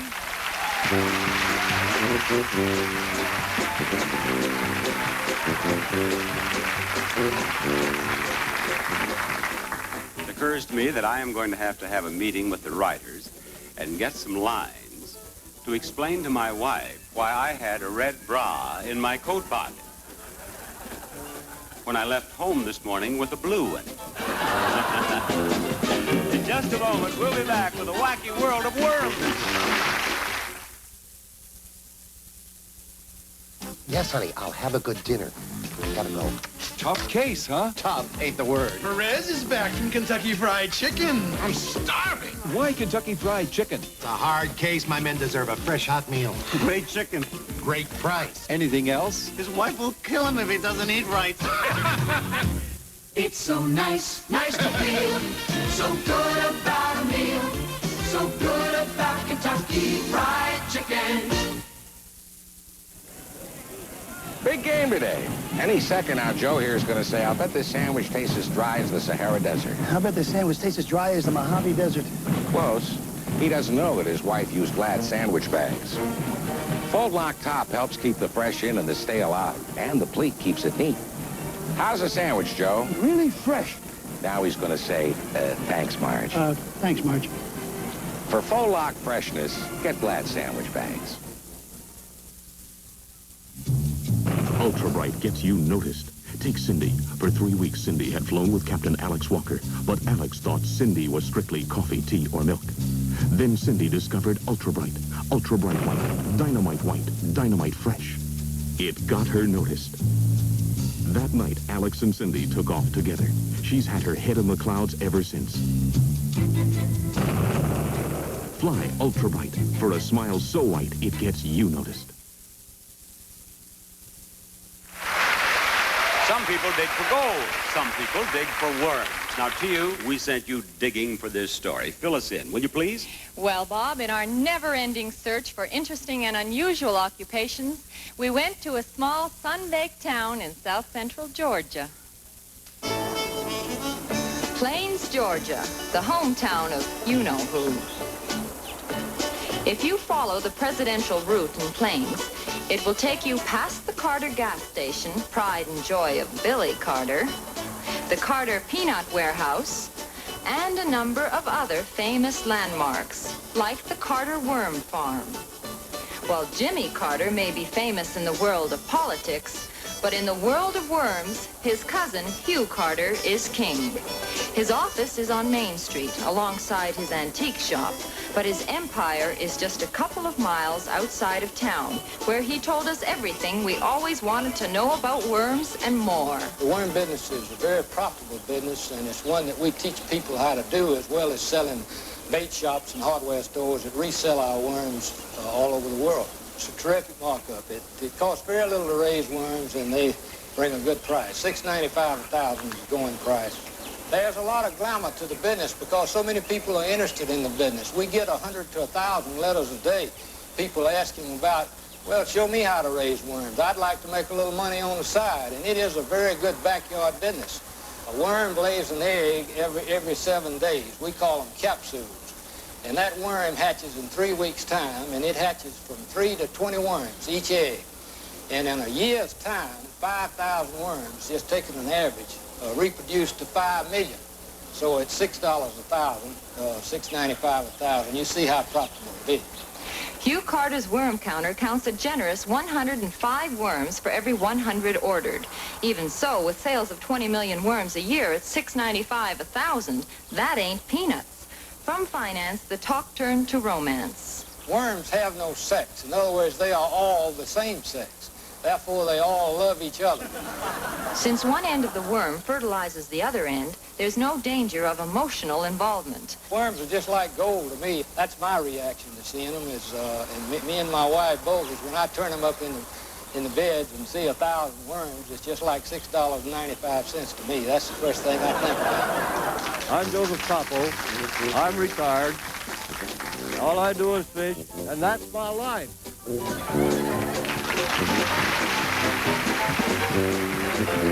On That's My Line, we search the country for unusual occupations, but right here we have an audience full of people who work. Who knows? We may have unusual occupations right here. How many of you do work? Just raise your hands, those of you who work. How many of you work? Let me look around here.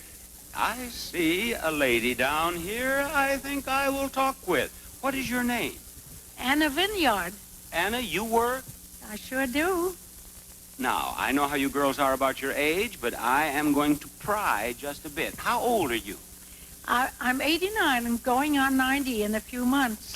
And you were 90 years old.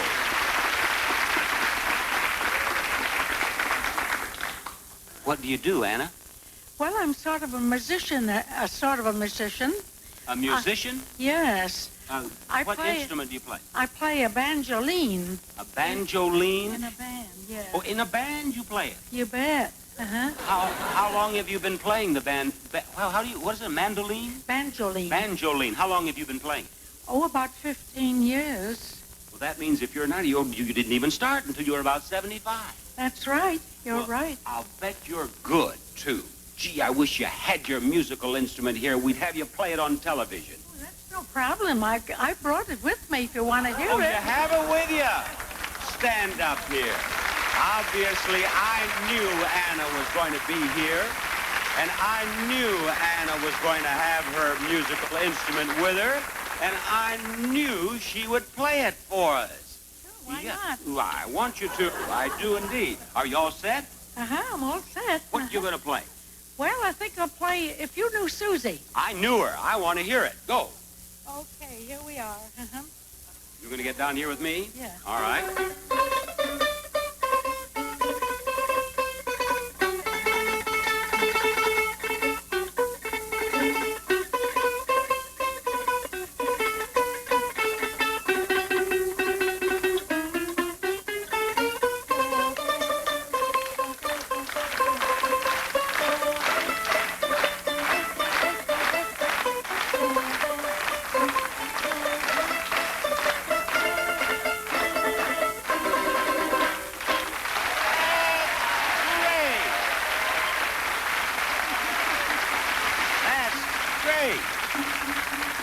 You can tell from this applause, we have the Anna fan club right here. If you get that tuned up just right, do you suppose you could play dueling banjos on it? Yeah, I think I can. All right.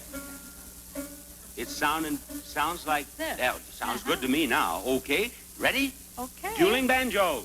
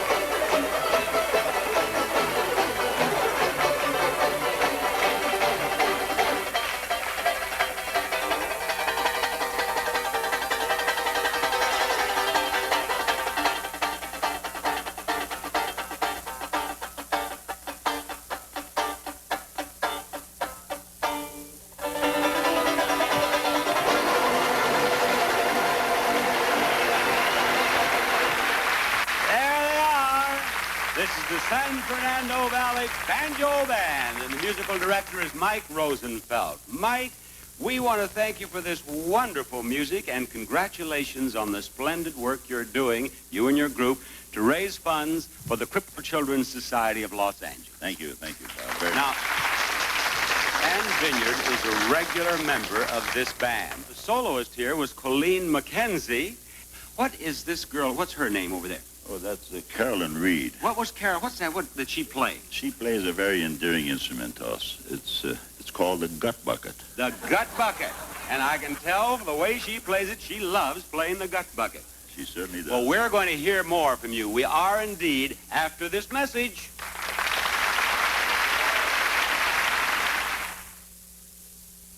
Just made some fresh coffee. Thanks. It's decaffeinated. No, thanks. Honey, I don't want you to have all that caffeine, so I'd like to decaffeinate you. Me, decaffeinated? That's right. Well, aren't you forgetting my flavor? New High Point has the flavor to decaffeinate you. Look. Flakes? Those flakes mean real coffee flavor in your cup. You know, I like it. This is great coffee. How'd they do that? High Point starts with premium decaffeinated beans, and in a patented extra step, mills some of the coffee into flakes glistening with flavor. Flakes that mean hearty, robust flavor in your cup. I'm decaffeinated. Couldn't happen to a nicer guy. New High Point from Procter & Gamble, with the flavor to decaffeinate the ones you love.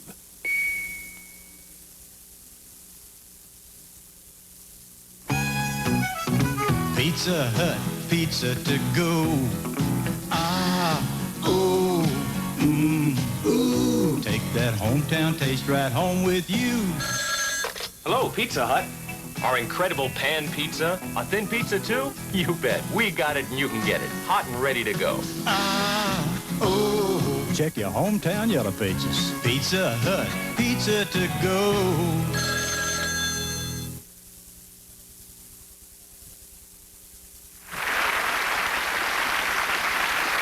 Well, that's it for this go-round of That's My Line. We hope to see you again soon as we take another close-up look at some far-out occupations. For now, I'd like to say goodbye for Suzanne Childs, for T.U. Leak, and for myself. Goodbye, everybody. Let's have music, maestro.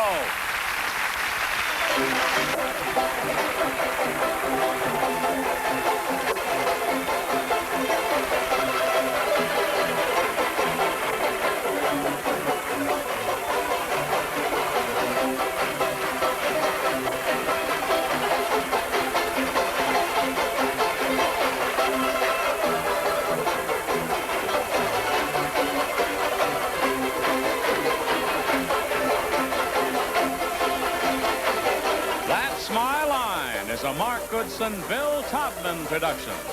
Johnny Olson speaking. I'm your announcer. That's my line.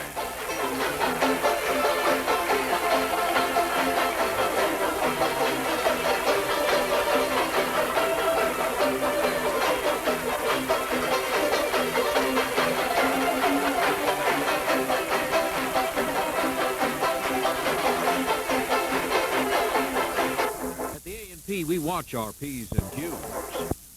Boom, boom, boom. See Sha-Na-Na live in concert at the Beacon Theater, Thursday, March 12th through Sunday, March 15th. Yes, 9 of the greasiest guys in town. Sha-Na-Na, doing all their hits and more at New York City's Beacon Theater, Thursday, March 12th through Sunday, March 15th. Don't miss them. Tickets available at all Ticketron locations, or call Charge It 944-9300. 944-9300. Miracle Cures, find out Wednesday, 7:30. From Television City in Hollywood, the offbeat, fascinating, and funny ways America makes a living on That's My Line. This lady got tired of staying home and yelling at her kids. Now she yells at men. She's a drill instructor in the Army. That's her line. This dog has the world's most remarkable job. He's a seeing eye dog for another dog who is totally blind. That's his line. These $1 million legs belong to a professional chorus girl. But believe it or not, she's 69 years old and the leader of a group of dancing grandmothers. That's her line. You will meet these people and more tonight on That's My Line, starring Bob Barker.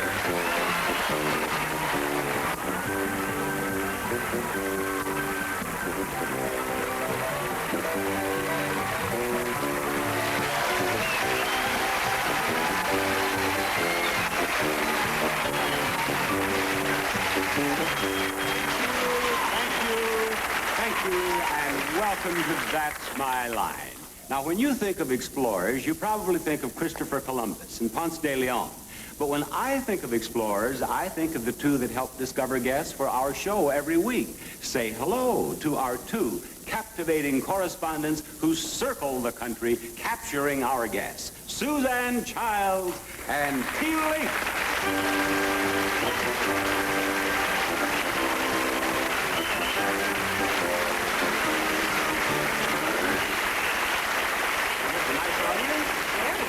Very nice. Suzanne, what did you discover this week? Bob, I came across an extremely heartwarming story. It involves an English celebrity who has had 2 books written about her. Sounds like a really celebrated person. This celebrity isn't a person, Bob. Her name is Emma, and she's probably the most famous seeing eye dog in the world. That sounds very intriguing. Very intriguing. And I'll look forward to hearing more about Emma. Now, to you, what do you have that's new for us? Well, Bob, as you know, from time to time, we've featured fashion models on That's My Line. Tonight, have I got a treat for you. You're going to give me a telephone number. No? No. Bob, these models don't have phones. Well, maybe after I see the film, I'll be lucky enough to get an address. To you lead the way. Hold up. Okay, Nancy, up a little bit. Good. The man behind the camera is George Dudley. I'm a professional photographer. I live in New York. Smile. But George doesn't shoot his pictures in New York. He shoots them in Seal, Alabama. There's something about that country look. One thing everybody knows about fashion models is Southern girls have great complexions. You look beautiful. That's great. Of course, there are other reasons for shooting in Seal, Alabama. The rates, as you know, in New York are phenomenal, $150, $250 an hour easily for top models. And in Seals, sometimes a meal will suffice. Okay, that's it. That's good. That's good. Next page.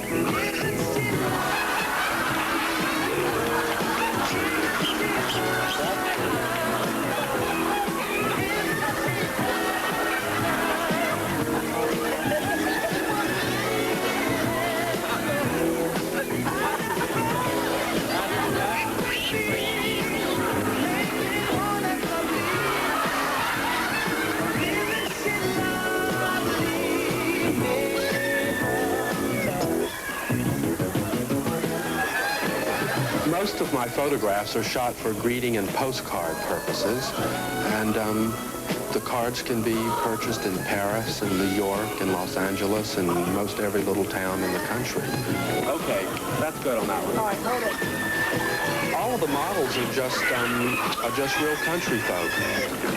They have no ego problems. They're all treated the same. Some are a little prettier than others, but that's the way it is.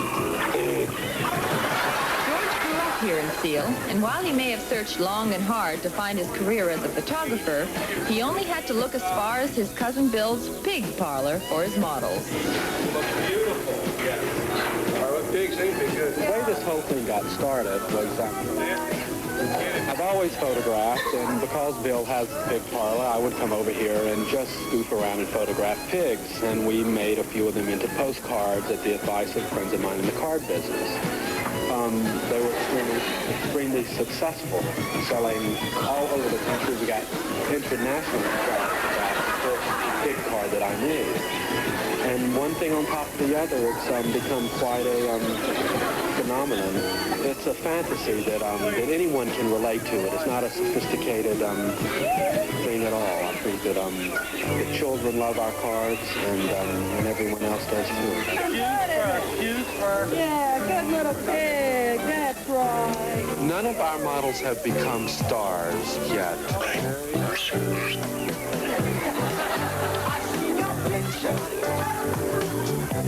Your name is lots of fun. I got it. This is your big day. Like a dream good. Yeah, that's what you smile for.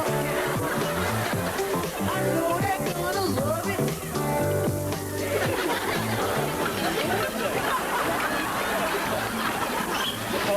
We lost one sheep. That was good. And come to think of it, why shouldn't they be a little difficult? After all, they are pigs. But without them, George Dudley wouldn't be bringing home the bacon.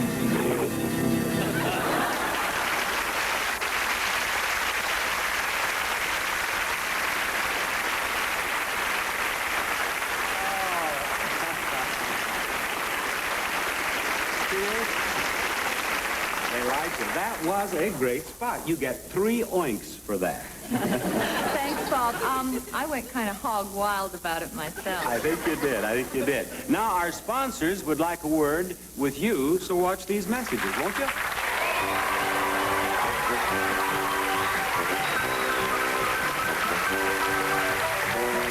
Coming up on That Smile Line, a woman who gets a lot of attention when she walks into a room. She's an Army drill instructor who wears fatigues, powder, and lipstick. And up.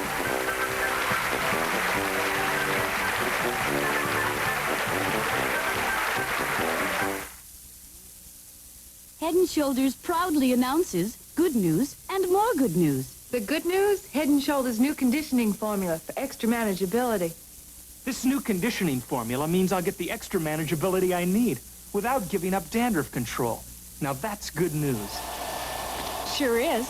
I'll use it every time and get unbeatable dandruff control, easier combing, fewer flyaways. That's the good news about Head & Shoulders new conditioning formula. What's more good news? Just this. For millions of folks like me who manage just beautifully with regular Head & Shoulders, well, we still can. Head & Shoulders new conditioning and regular formula, so everyone can control their dandruff and manage just beautifully. How's that for good news?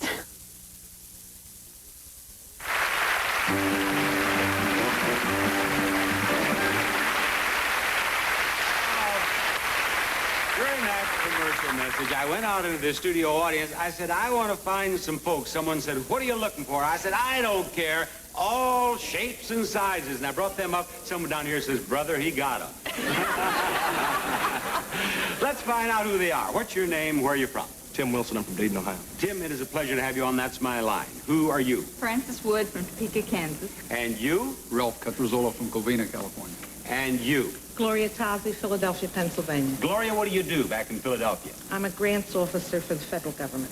What does a grants officer for the federal government do? Give out money. What is your job?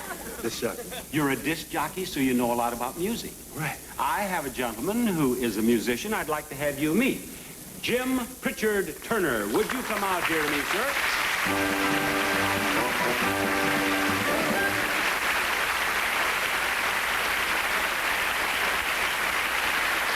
Introduced you as a musician, and what instrument do you play?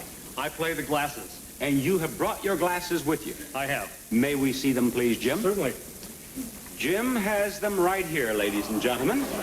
Now, would you describe them for our audience, please? I have 40 brandy sniffers in many different sizes and shapes and thicknesses. And you have water in them? Yes. Some of them are tuned with a lot of water, some are tuned without. And you are going to play for us now? Yes, I am. What are you going to play, Jim? I'm going to play a Beethoven piece for you. Beethoven actually wrote 2 pieces for glasses, neither of which I'm going to play. Beethoven would resent that were he here, I'm sure. I would like to play a piece that's more familiar. Since it's such an unusual instrument, I'll play a piece that most people would recognize. And it's a piece from the theme from the Ninth Symphony. The Ode to Joy. The Ode to Joy. Jim, we're awaiting.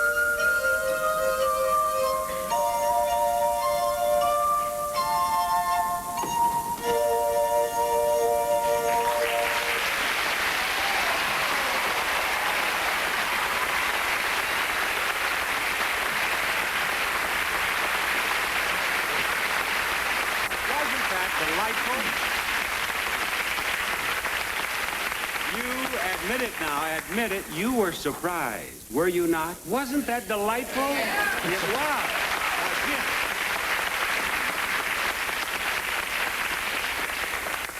Do you four have any idea why I brought you up here on this stage? No. You are going to play the glasses now. T.U. Leek has the glasses, the prettiest cocktail waitress in television right here. A glass for each of you. Now, all of you, if you'll hold the glass on the base or the stem very firmly, underneath so that you're not touching the bowl. Very good. That's it. Very tightly. With one hand. The other hand, dip into the glass, get it good and wet. I use distilled water. The whole hand, like this? Just one finger. He's washing his hand here. You see that? All right, just one finger. Now what? Now, you rub your finger around the rim. All right, let's do it one at a time so we hear the note and see how... Go ahead.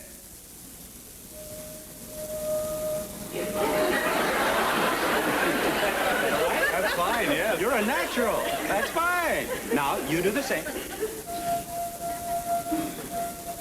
Very happy good. with that, Maestro? And you?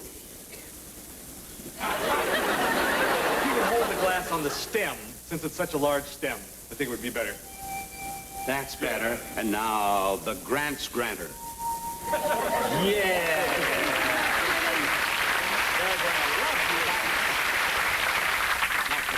You played this was something from Beethoven? Yes. And what are they going to do? They're going to do a very famous song, Mary Had a Little Lamb. Oh, fine. Are you ready? I'm ready. All right, ladies and gentlemen, the new group, the 3 Drops and a Drip here. And we're ready, conductor. Okay.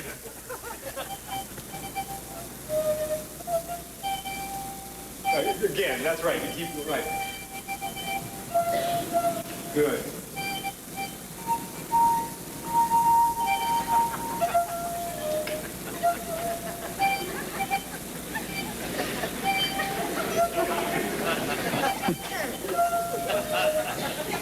Very good. Now, you got to keep the musical instrument that you play. And you just go back to your seats now and drink up. There you go. There you go. Thank you very much. You're fine.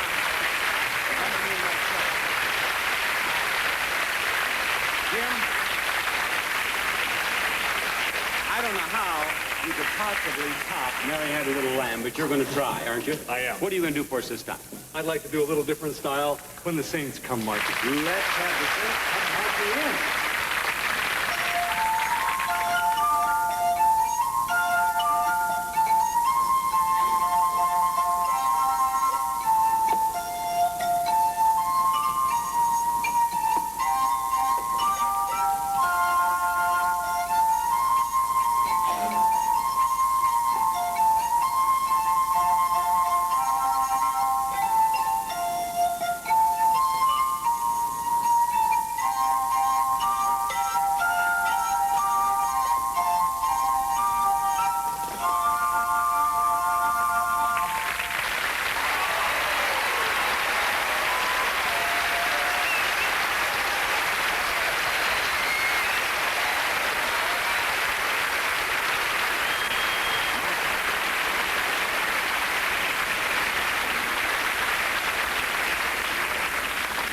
As you know, we have a reporter on our show, Carrie Millerick, whom we refer to as our man in the field. Now, we've sent Carrie to restaurants, to bars, factories, everywhere but the field. We took care of that this week. In the field at last, Carrie Millerick, and wait until you meet the lady who put him through his paces. Joanne Gray is a woman in a man's world. To see her relaxing in her home with her family, you might find it hard to believe she does what she does. On the job, they don't treat me as a helpless female. They don't try to do things for me. They realize that I am able to handle myself. Hey. Believe it or not, Joanne is a grandmother, and little 2-year-old Carly is the pride of her life. Carly, that is, and the U.S. Army. Platoon! Team, home! Right! Hey! Forward! Staff Sergeant Joanne Gray is part of the new Army, the new co-ed Army. But she's a product of the old Army. She's really a mixture of people all crammed into a 5'2" 2" frame. She is a very capable female DI. She's tough, but she's fair. She's not only an exceptional woman, but she's also an exceptional drill instructor as far as the female goes.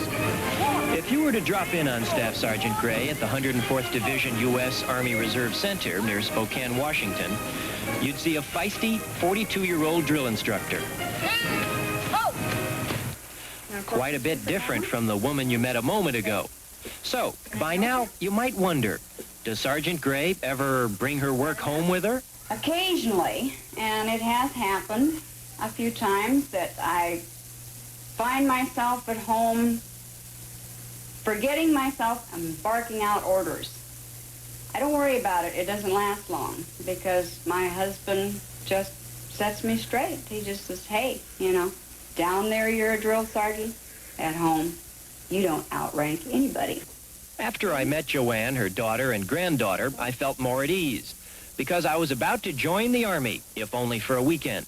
And once I got my uniform, Joanne Gray was to be my drill instructor. Hello. Yeah, what's up here? Supposed to get some clothes. Yeah. Is there like a fitter or a tailor around? They gave me this paper. Fitter, tailor? Yeah, I mean, the Army. It's like a 29 waist, Well, 33. You'll guess what we got. Okay. If you got a 14.5-inch neck, it'd look better.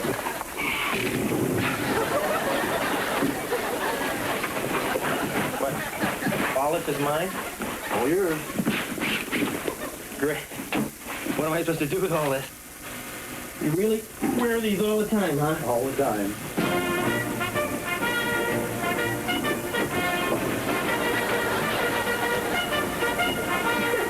I can't believe it. After I fought my way into my uniform and got out onto the field, I wondered just how much could I get away with this grandmother DI. It didn't take me long to find out. Morning, sir. For your information, I'm not a sir and I'm not a ma'am. I'm a sergeant. I'm a drill sergeant. Yes, drill sergeant. How long's this been growing there, Mildred? Have you lost weight since you've been here, or were you two people when you came in? Doesn't fit, drill sergeant. I know it doesn't fit. You have to cut it off, Milrick. Milrick, as you well know, in the new Army, we're not allowed to put a man down for push-ups for punishment. But I have a feeling that before this day is over, we're going to make an exception for you. After inspection, I was glad to get out of the cold. But the reception I got putting my M16 together was as chilling as the snow outside. Milrick, did your daddy ever give you a BB gun when you were young? Yeah, but it was put together when I got it. It can't go off, right? Of course. Not the way you have it put together, it certainly can't. If that goes there, you're going to end up with a weapon that's about 6 inches longer than Army regulation. Milrick, what is your problem?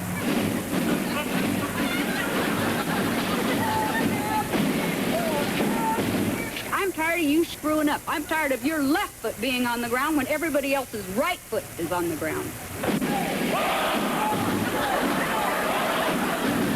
Milrick, what is your problem? Timing, drill sergeant. Apparently.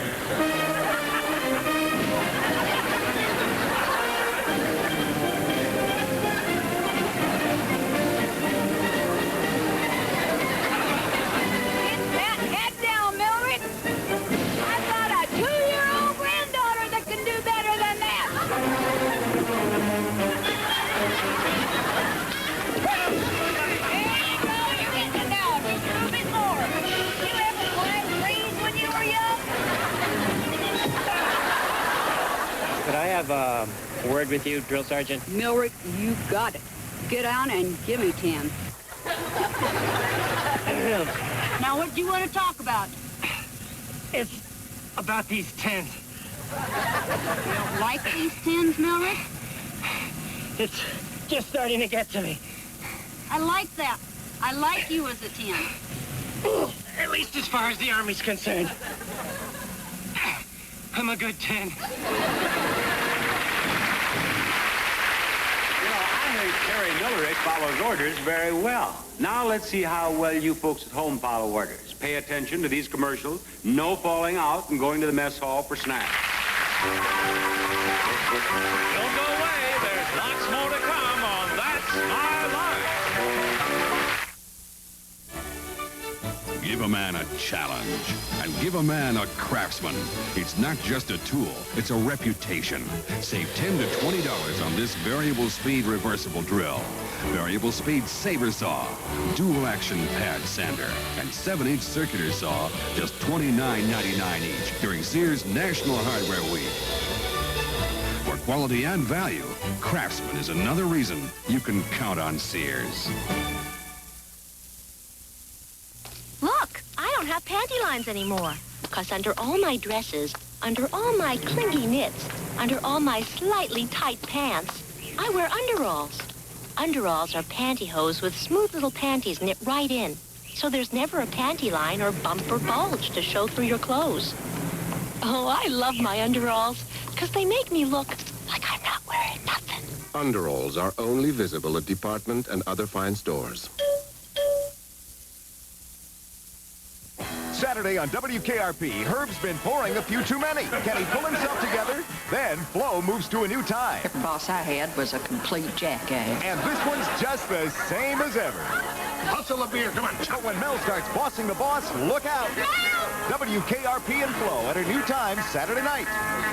Charlie Brown's training his hardest to win the Junior Olympics. So everyone will say, You're the greatest, Charlie Brown! Be there Friday, March 20th.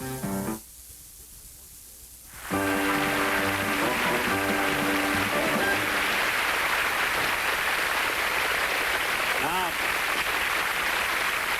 I've come out here into the audience to talk about girls. Now, you three young men all indicated that you're interested in girls, didn't you? Step out here, will you please, young feller? And tell me who you are. Jim Valentino. Now, Jim Valentino, a perfect name, man. Of course you're interested in girls. Now, you're about 18, 19? 18. And you're a student. Your first name is? Jim. Jim, what sort of girl do you find yourself attracted to? What characteristics? What are you talking, body or what?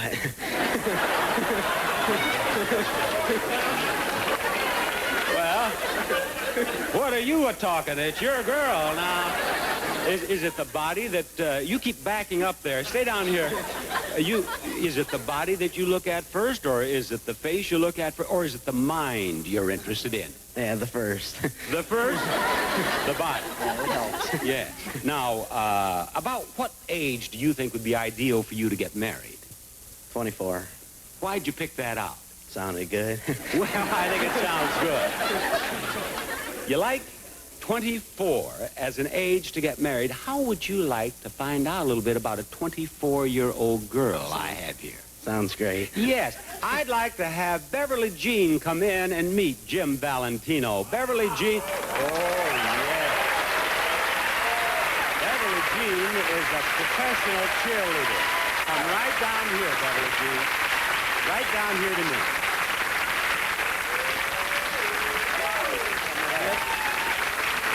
There we are. And what'd you say? Is that my gift or what? Beverly Jean, this is Jim Valentino. Hello, Jim. Yeah.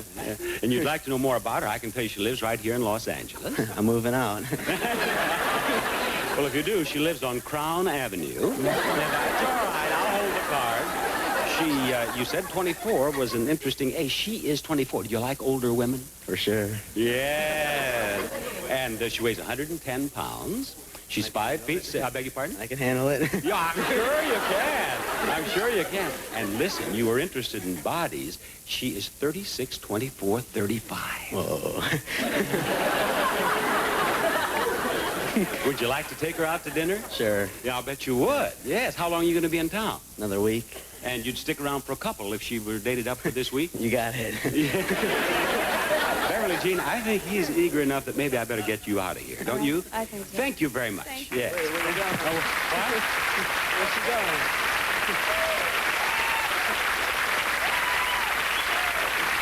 Now, Jim, I want to test your mind. What street does she live on? I don't know. I want to know how good your memory is. How tall is she? 5'2". 5'6". How much does she weigh? There's a hill here. 110. 110 is right. How old is she? 24. You do remember that because now, the most important question of all, what are her measurements? Whoa, that's... How could I forget? 36. No? Yes? Are you telling me or asking me? Yeah. 36 what? 24. And? 34. No, you're close. 36, 24, 35. You could use a little help, though, couldn't you, on memory? Sit down there. I beg your pardon? You didn't let me touch. I tell you. With that one...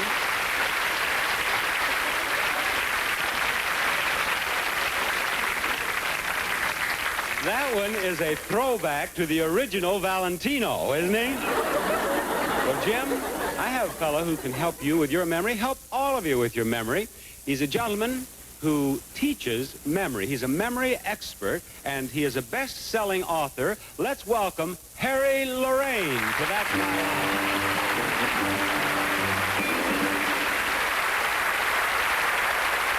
Hey, I welcome you to our show. Now, Harry, to start things off here, could you give us some tips on memory?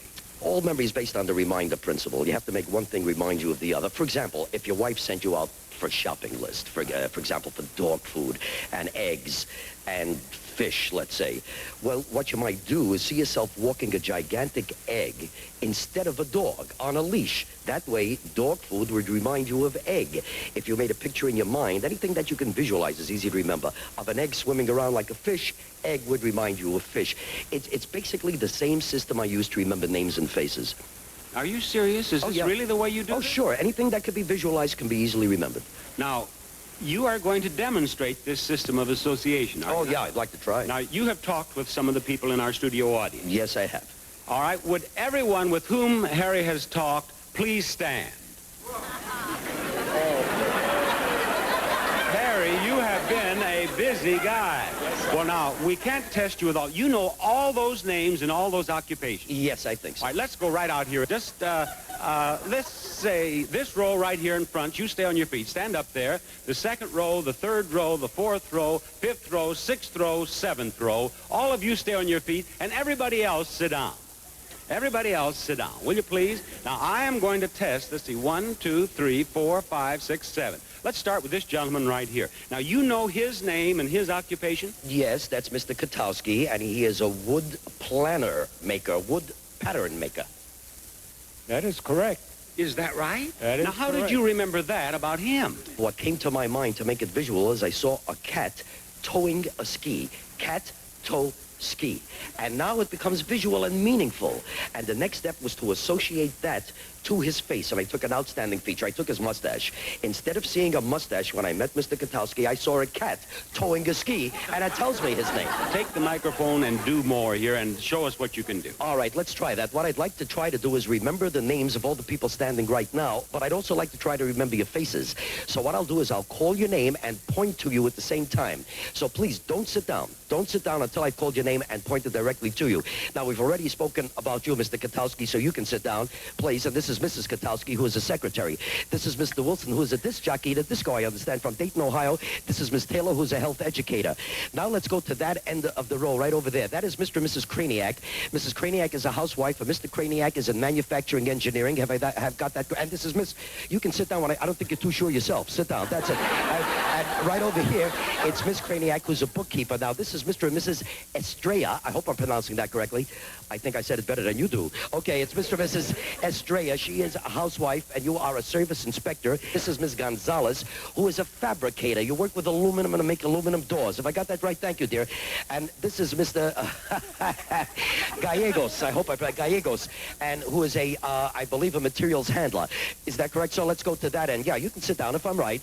Right over there, we have Mr. and Mrs. Chisek, and Mrs. Chisek is a unit in unit sales, and this is Mr. Chisek, who is retired from real estate gentlemen, and this is Mrs. Beatty, Department of Motor Vehicles. This is Mr. Beatty, a banker. Right over here is Miss Schooler, and this sounds like we made it up. The name is Miss Schooler, and she is a school teacher. Is that correct? Okay, Miss Schooler. Whoops.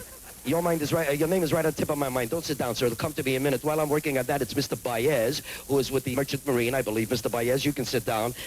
And it's an easy one. It just came to me, Mr. Johnson. Thank you very much for standing, Mr. Johnson. Yeah, that's You don't have to go any further, Harry. He's convinced all of us, hasn't he? Just great. You know, I had... Stay. Miss Joseph, sit down. Mrs. Lang, sit down. That's so. I had all those rows stand up. I thought I would overwhelm you, and you would have gone through the whole audience. Oh, yeah, sure, of course. I want to thank you for being on our show. Oh, it was my pleasure. You are one impressive guy. Thank you. Wait.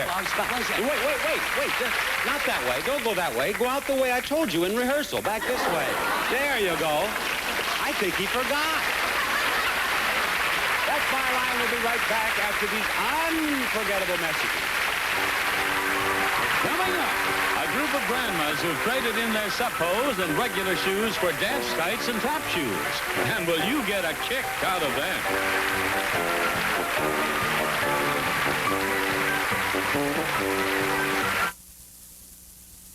We are very proud of you, Peabody. Thank you, sir. Your design of the Firestone 721 is brilliant. Well... A tire using 7 around 2 wrapped by 1... Genius. Oh. 24 million on the road, Peabody. And we're grateful. Chief, Just one more thing. Sure. Now, Peabody, we want you to top it. Top it? The Firestone 721. It's one tough tire to top. Coach Hawkins, what are you doing in home ec? Washing the team's uniforms for the second time. Washing twice? What are you using?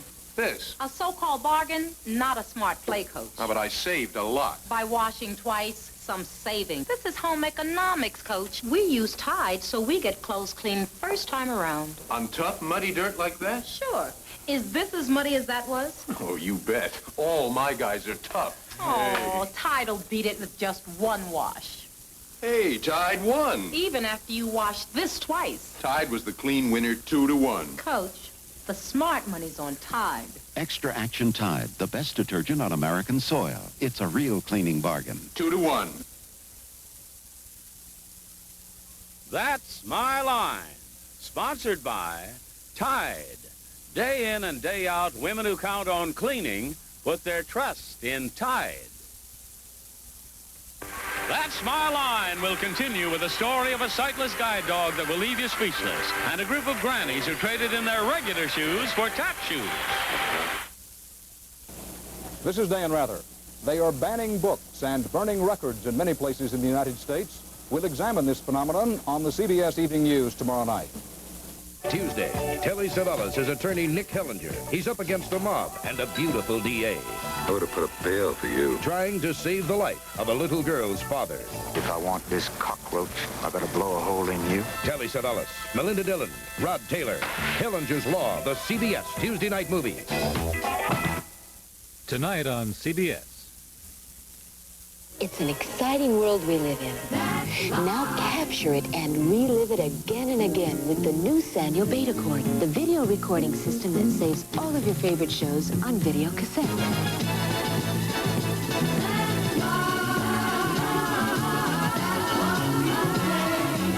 Turn on to Sanyo and turn on life. There, that's life.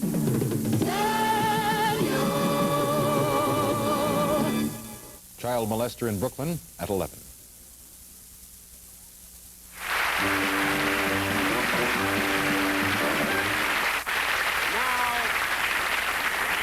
Audience, I understand that there was a little commotion in the line out there while you were waiting to come in to see That's My Line. Wasn't there? little discussion, little fight, a brawl occurred out there on the line? Husband and wife had a problem, did they? Well, actually, they're professionals. They're a fighting couple. And they were out there to help us out on That's My Line. Now, we have a surprise for you folks. We had a hidden camera out there observing that fight, and now we're going to roll that tape. So, yeah. So if you were out there in that line with somebody you should not have been in that line with, you're going to have a real fight when you get home. Roll the tape, please. Why did you wear that shirt? Clement, didn't you say it says dress accordingly? Dress accordingly, so you will be seen on camera. Well, I put out your good shirt. Why are you wearing that dull pink shirt? Why you got a stain on your suit? Look at that. You got a stain Clement, on your suit. no, mine. I didn't have time to get the suit clean. I'm too busy taking care of you. That's the one your mother gave you, right? Don't talk about my mother, Clement. My mother. Your mother gave you the suit Clement, with the don't stain. listen to my mother after what you said last night. You insulted her last night, telling her that she sounded like a cow when she was chewing. I didn't appreciate that one bit. I didn't. You knew it was her birthday because you made some comment. She won't even come out of her room. Great. Your mother is an ass, you know? Don't hit me like that.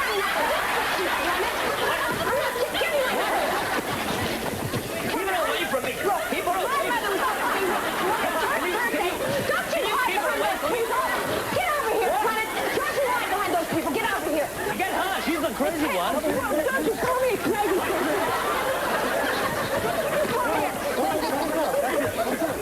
Well, get her! Don't get me! I'm not moving. Well, my fault. I am not. No, it's all right, but you can't stay Are you a policeman? Yes, I am. Now, you can't stay here. You have to leave. No, come on.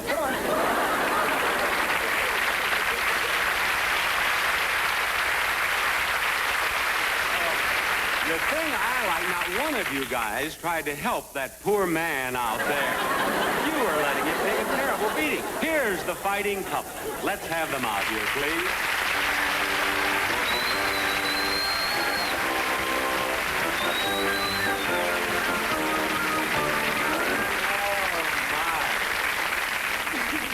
My first question is, are you two really married? No. Not. No. Fortunately, I think. Fortunately. What is your name? Marilyn Dodds Frank. And you are? I'm Clement St. George. Clement and Marilyn. You were marvelous. You really were. Now, you're actors, are you? Yeah. And we saw their advertisement in one of the trade papers that you are a fighting couple. You appear at parties or wherever people want a little disturbance. Is that right? And, of course, now we have a check for you. And as a team, who is in charge of the money? I am. What do you mean? You won't know what to do with it? Clement, I'm the one who gives the slaps and gets the good laughs. No, I'll take the check. No. Keep that.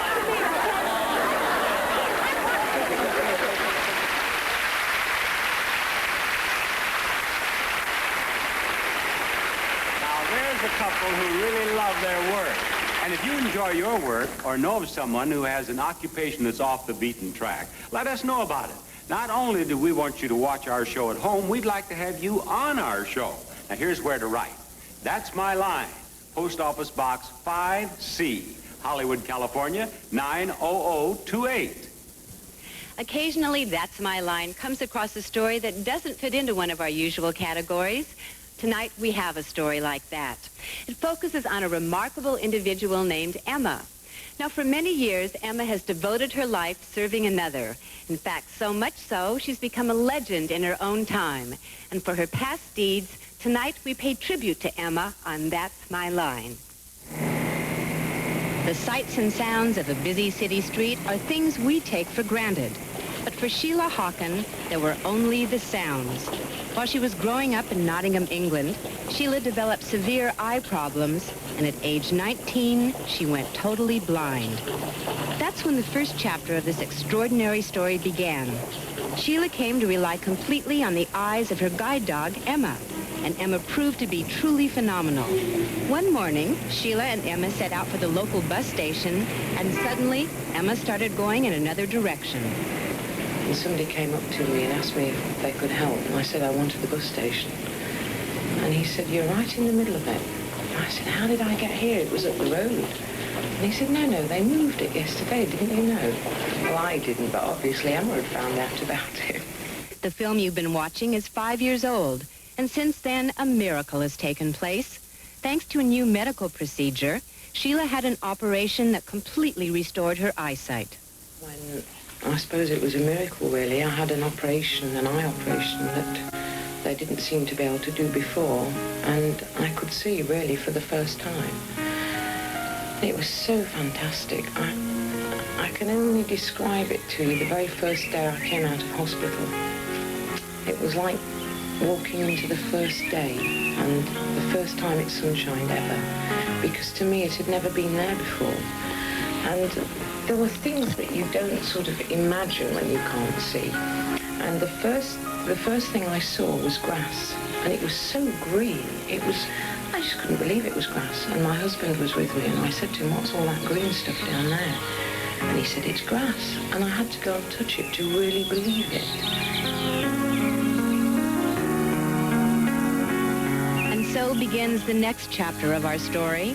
Now Sheila saw Emma for the first time, and they shared the joy and thrill of the beautiful English countryside, a meadow of grass and flowers that for 14 years only Emma had seen.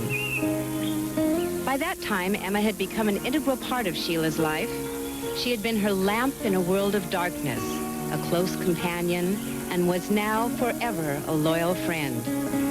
And for her years of devotion, Emma's portrait was accorded a place of honor above the family mantle. But there is still another strange twist of fate to Emma's extraordinary story, because shortly after Sheila regained her sight, Emma slowly began to lose hers. And today, Emma is totally blind. Ironically, Emma's very old now. She's 16, and she has the same thing as I had. I had cataracts, and now Emma's got those, and she can't see, and she doesn't hear unless you're very close to her. And the role's reversed. I've got to look after Emma, and I have to take her about. And take care of her is exactly what Sheila did.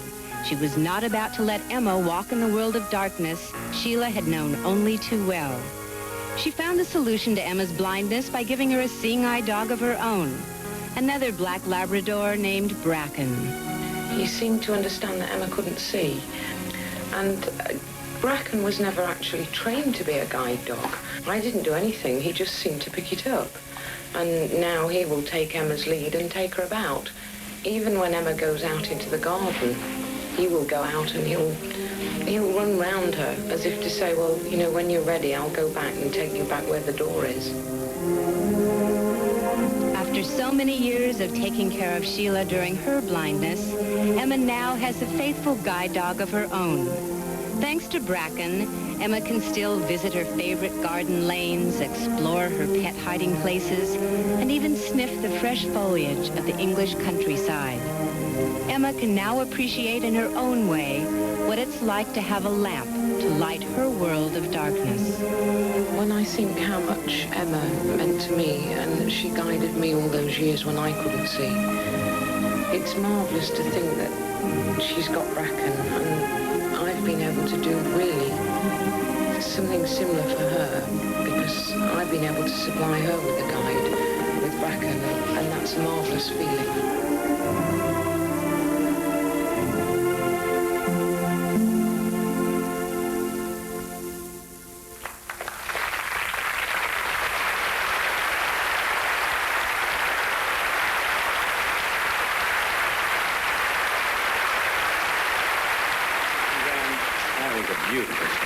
Bob, I think you'll agree that Emma and Bracken are indeed a rare breed. Indeed they are. Thank you for sharing that story with us. We'll be back with more of That's My Line after these important words.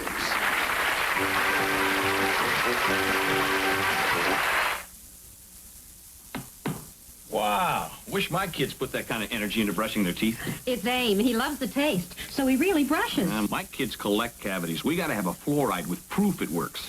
Aim is clinically proven to reduce cavities, and he likes Aim, so he really brushes. Brushing is every bit as important as fluoride.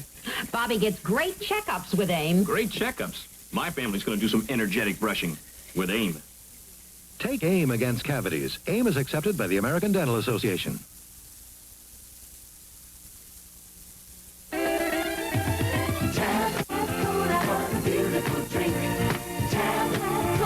Beautiful people, tap, tap, cola, you're beautiful.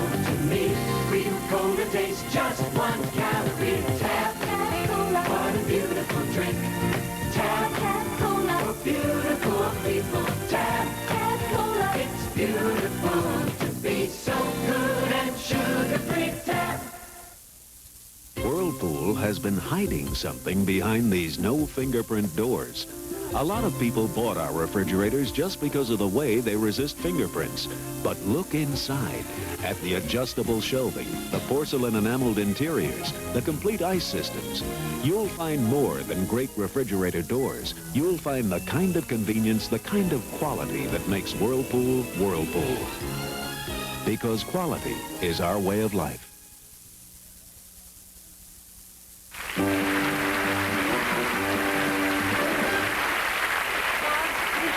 About studying tap dancing? No, if I were going to be a tap dancer, I would have had to have started when I was very young, and I was just too busy last year.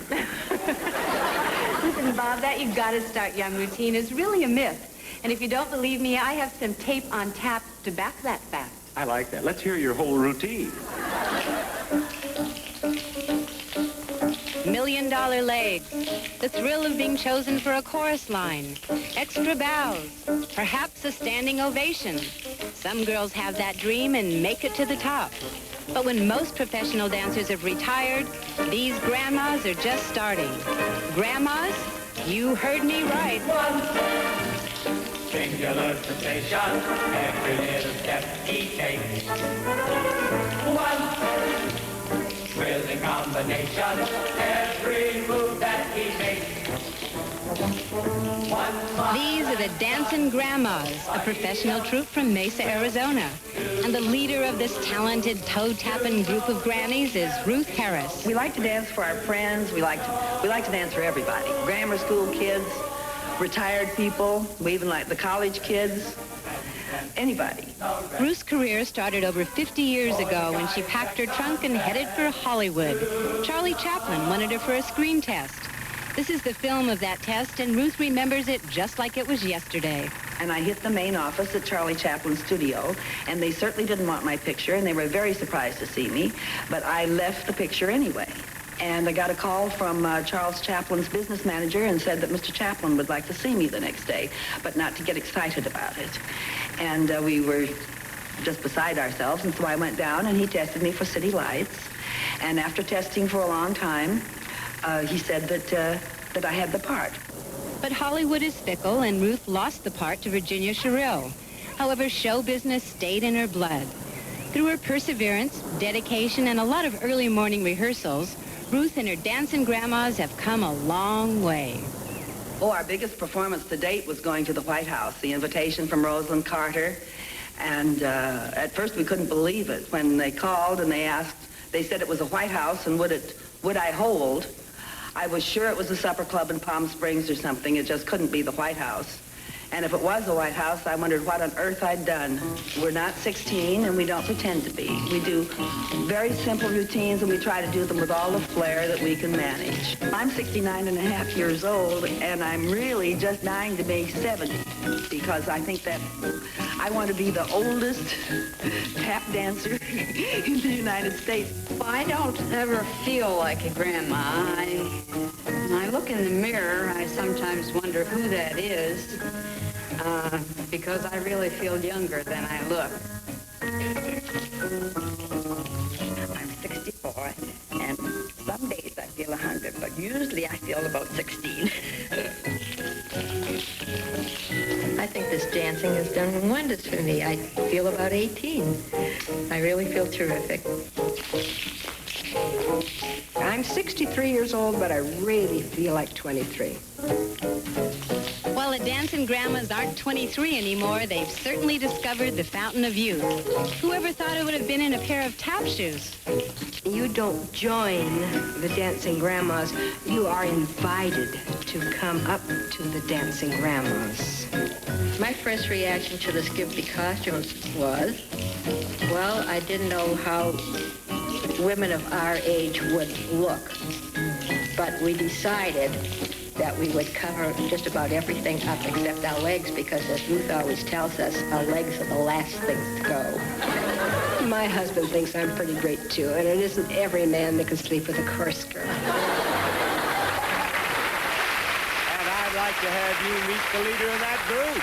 She's right here with us in our audience. Ladies and gentlemen, Ruth Harris. Here she is. Oh, Ruth. That is quite a group you have. Oh, thank you, Bob. Ruthie, are you married? Yes, I am. How long have you been married? 51 years. 51 years is quite a marriage. Yes, indeed it is. Is your husband a dancer? Jim didn't learn to tap dance until he was 70. And he tap dances now? Oh, yes, does he does. He dance with you girls? That's right. He does. Does he ever take you out for a romantic evening of ballroom dancing, Ruth? Well, not so much anymore. He sort of tapped out. Ruth, I wish you had your costume here. I wish you were all set and you could do a number for us right here on our stage. Oh, Bob, I'm going to do it. Hey, she's ready. She's ready. There she goes. Hit it, boys. Hit it, boys. Hit it, boys. The Dancing Grandmas of Mesa, Arizona.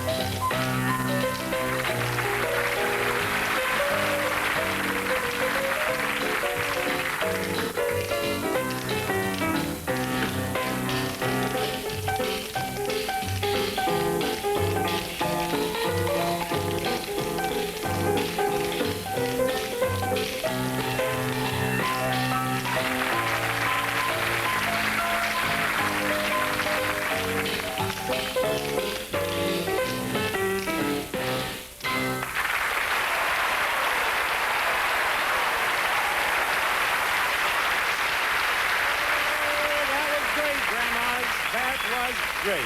And Ruth, I tell you, you've convinced me you are never too old to learn. Oh, thank you, Bob. I'll call you for my first lesson in a few years. I think I'm too young to learn. But I want to thank you, ladies. You were just great. And I want to ask you to watch closely now as our sponsors tap out these messages.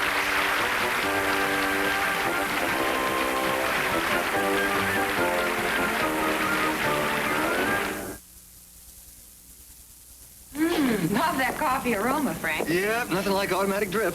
How about a cup? Oh, thanks. Whoa! Only half a cup? I thought you loved automatic drip coffee. Oh, I do. It's the caffeine I can do without. Yeah, me too.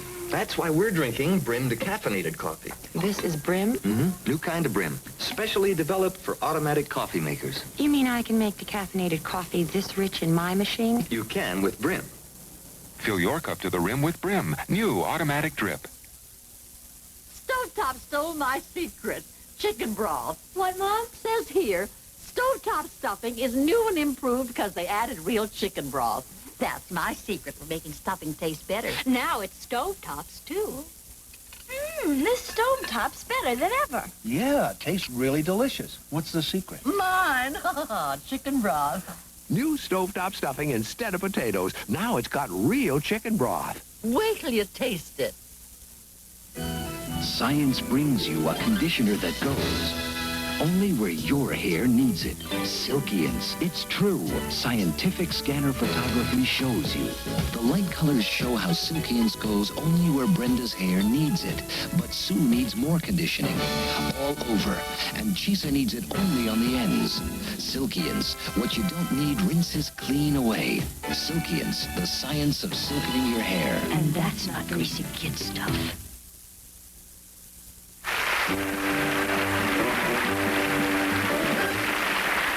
And that's our show for tonight. I want to say good night to Suzanne Child. I want to say good night to you, Leek. And I want to invite you to see That's My Line next week. Bob Barker saying good night, everybody.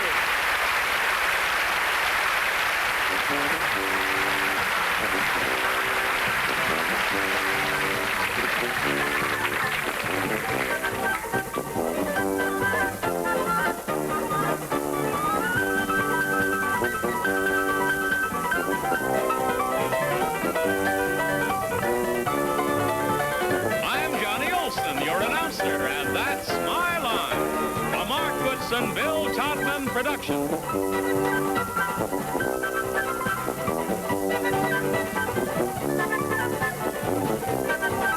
Every weekday morning, Charles Carrault brings you all the news, sports, weather, and much more on Morning with Charles Carrault. And stay well informed with latest breaking news and important stories from around the world on the CBS Evening News with Dan Rather. Tonight, Telly Savalas is Nick Hellinger, the best defense lawyer money can buy, but he can't be bought. On Hellinger's Law next, following Newsbreak.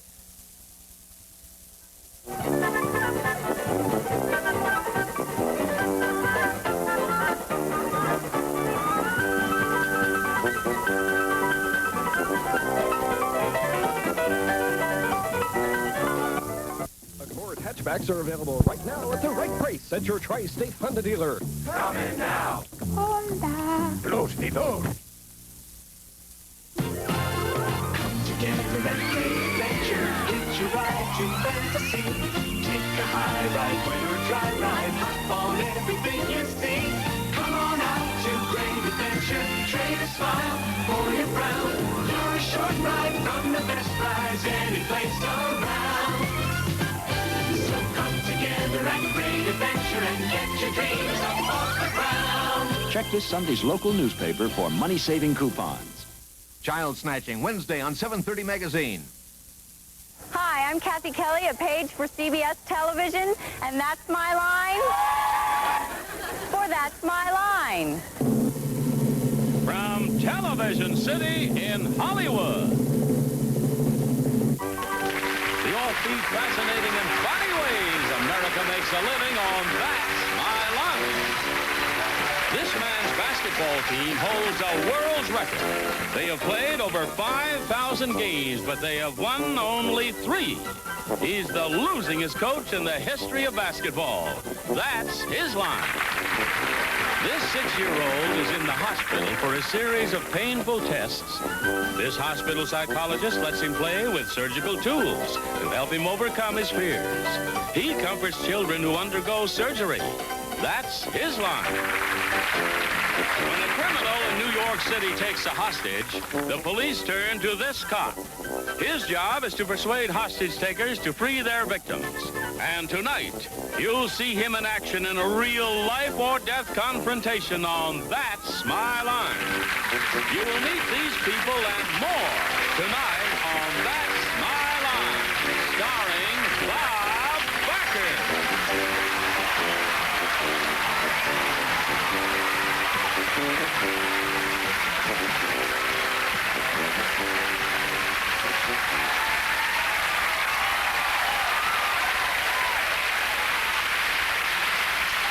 Welcome to That's My Line.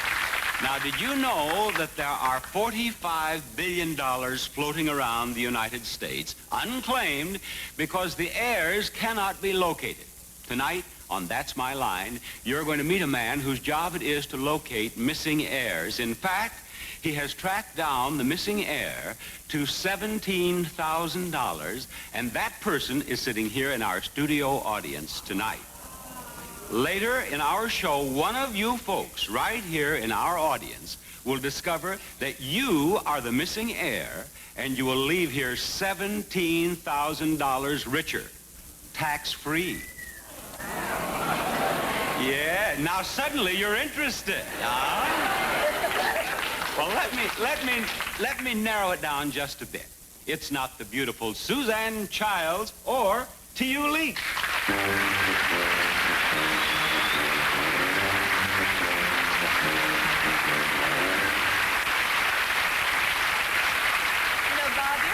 Asking people with unusual occupations to write to us, and someone wrote us about a super salesman. Now, his name is Floyd Breeden, and he sells 25 to 30 freezers a year. Well, that's nice, but he's hardly a super salesman. Oh, yes, he is. He sells those freezers to Eskimos. I was wrong. Floyd, you are a super salesman. Thank you for writing us. Bob, I was out traveling this week, and I met 3 interesting ladies on Long Island. They run a boarding house for 140 guests who pay only 98 cents a day for room and board. I think I'd like to stay there. Maybe you should see the whole story before you make your reservations.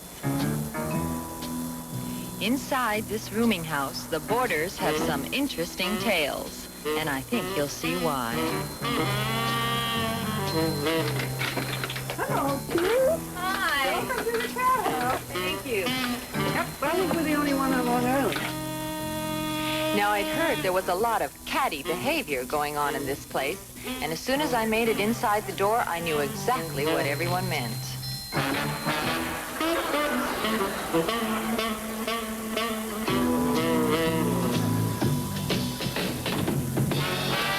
This was my first time here, and the reception I got was overwhelming. Everybody wanted to tell me their story. Everybody.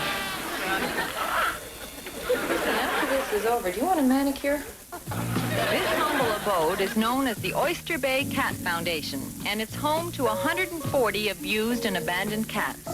It was started over 5 years ago by Marge Norris, Jessie Sloan, It's not the kind of a job you would go out and look for. and this woman, author-artist Pat Ledoux, who's given over $250,000 she inherited from her grandfather to make sure that kitties get what they need. If my grandfather came to life, he'd probably flip out. But as I recall, he didn't like cats. But obviously, Pat does. With her, charity begins at home. A home for kitty cats, all 140 of them. They're very brave, independent, which I like. I just think they're terrific animals. I mean, I like most animals, but I think they're kind of special. And so is the Oyster Bay Cat Foundation. It's a true kitty kingdom, but there's a lot of hard work involved, like changing the 200 pounds of cat scratch that kitties go through literally every day. But when supper time rolls around at the Oyster Bay Kitty Kitchen, everybody gets into the act. Have a banana, Anna. Kind of salami, Tommy. Give with the gravy, Davy. Everybody eats when they come to my house.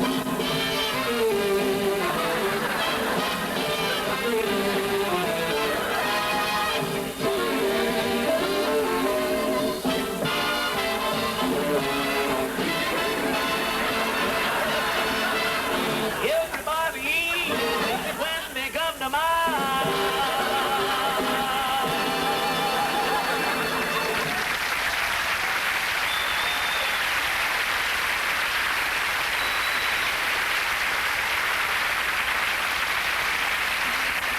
Don't you think that was an adorable story? It was absolutely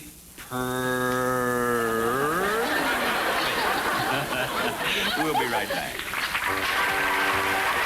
Coming up on That's My Line, a remarkable basketball coach who boasts a very unusual record. 3 wins and over 5,000 losses.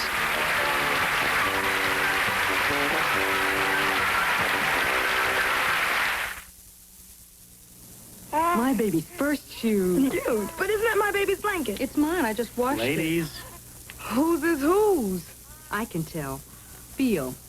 This one's soft. And smell. Nice. If it feels soft and smells April fresh, it's got to be Downy, so it's ours. Downy rinses in skin-loving softness, April freshness. Great static cling control. Downy sure is terrific. You sold me. April Fresh Downy. Obviously, all deodorant soaps aren't created equal, or my Safeguard wouldn't be so small. Okay, but I need that Safeguard deodorant soap protection. I love the lather. I love the fresh scent. What about these? Most deodorant soaps don't lather up this rich, even when they're big. Here, it's a little small. Better a small Safeguard than no Safeguard.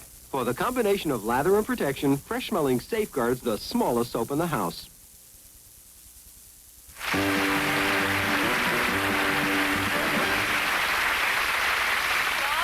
You're into sports. Now, do you really believe it's not whether you win or lose, it's how you play the game? I believe that. Sometimes, like when I'm losing. Well, I want you to meet a man who believes in that old adage almost all the time. He just never wins. Watch this. This bus is carrying a team that has broken basketball attendance records in every corner of the world. Their coach is Red Klotz. You're going to work pick plays from the pivot to the corner man. The team is the Washington Generals. Working out of the lane with all those pickoffs would make a difference of a lot of points. Tonight, these fans are hoping to see them get their 4th win. Not their 4th win in a row. Okay, man, tonight. But their 4th win in 5,116 games. All right, concentrate. So, you know, we really got to go out there and work at it.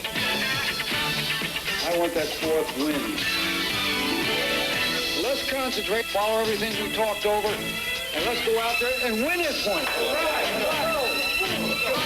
And why have the Washington Generals won only 3 games? Because every time they go out on the basketball court, they play this team, the Harlem Globetrotters, the winningest team in basketball history. Knowing the Generals are out for blood tonight, the tension in the Globetrotters locker room is almost unbearable.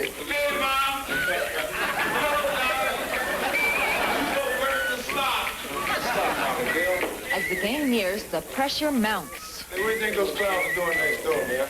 But the Generals are not next door. Because they want to win their 4th game, they're on their way to the court for some pregame practice. The place is Louisville, Kentucky, and the fans are in high gear. People don't realize how serious I am about good basketball against the Harlem Globetrotters. They think it's all show, but it's not all show. I insist we play good basketball. As you can see, the Globetrotters really get uptight when they know they have to face the Generals.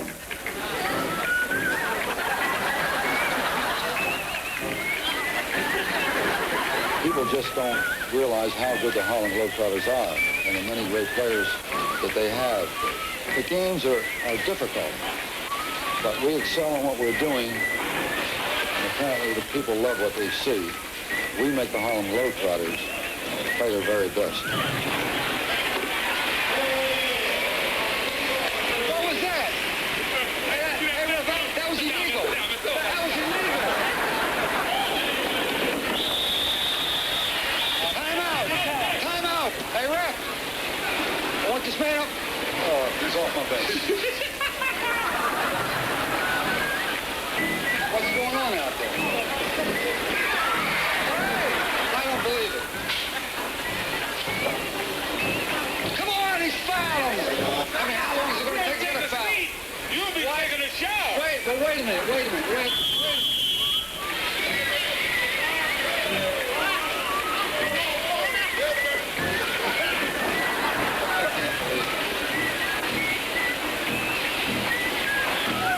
Most people are losers. Most teams are losers. What's going on out there? There's only one winner in all leagues, so most teams are losers in the long run, so we just happen to be the champs. That's it, the Generals' 5,113th loss. Look, fellas, you played a great ball game. I'm proud of you. Look, the Trotters just played it just a little bit better, and they got a few extra rebounds. We'll pick that up tomorrow. Nice going there, Rich. Nice going, Jim. Nice going, man. Number 4, we'll get that tomorrow.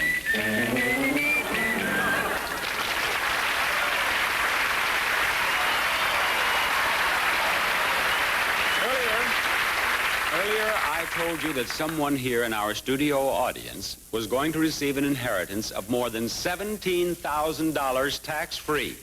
Before we find out who that lucky heir is, let's meet a man whose line is uniting heirs with their inheritance. Welcome, William Linhart.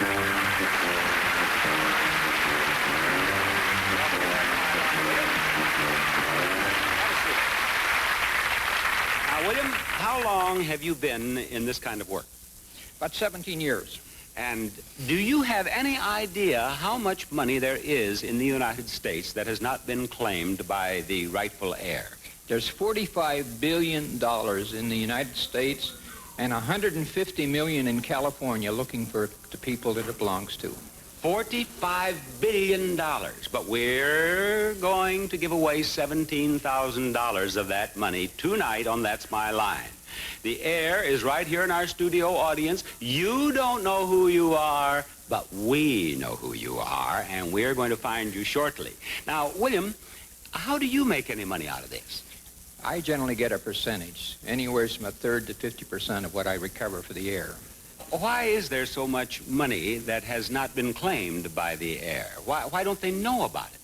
A lot of times it's due to the fact that they don't exchange Christmas cards, they don't exchange birthday cards, they don't keep in touch with the family members. And the family members leave them this money and then they don't know about it. That's right. Even a neighbor can leave them the money. And we have such a situation right now, and we are going to do something about it. I have a few notes here about the heir to this money.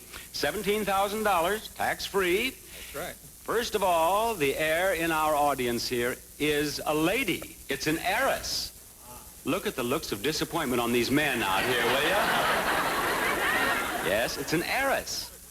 This lady lives in California, doesn't she, William? That is right. She lives right here in California. If you're a tourist, you're going to have to pay your own way home. This heiress has children. Raise your hands if you are a lady who lives in California and has children. Just raise your hands. How many possibilities are there? Look at this. Many possible heiresses here.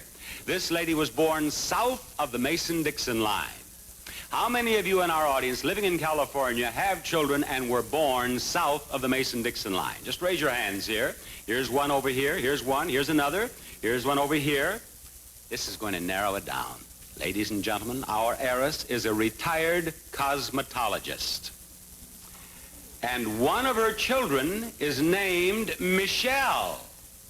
And I can tell by the look on Helen Aldrich's face, she knows she has inherited $17,000. Helen Aldrich, stand up down here on the second row.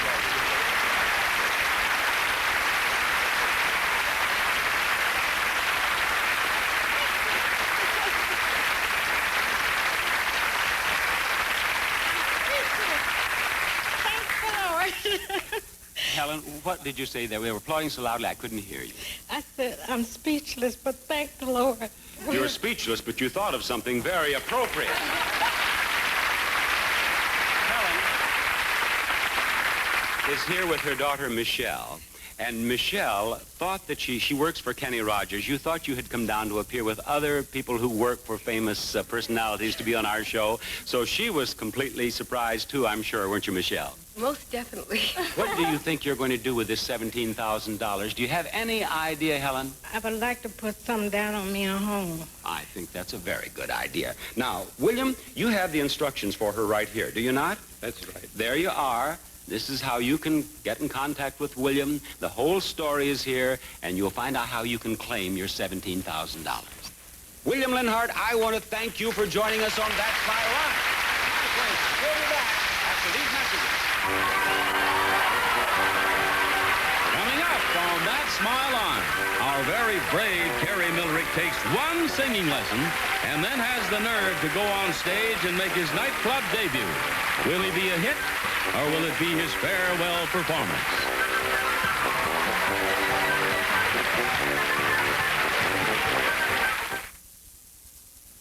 15 years now, my Hazel's been packing me Oscar Mayer chopped ham for lunch. 15 years, it's a part of me, you know? It's a part of my day. Not today, no. Today she put on Oscar Mayer's summer sausage instead.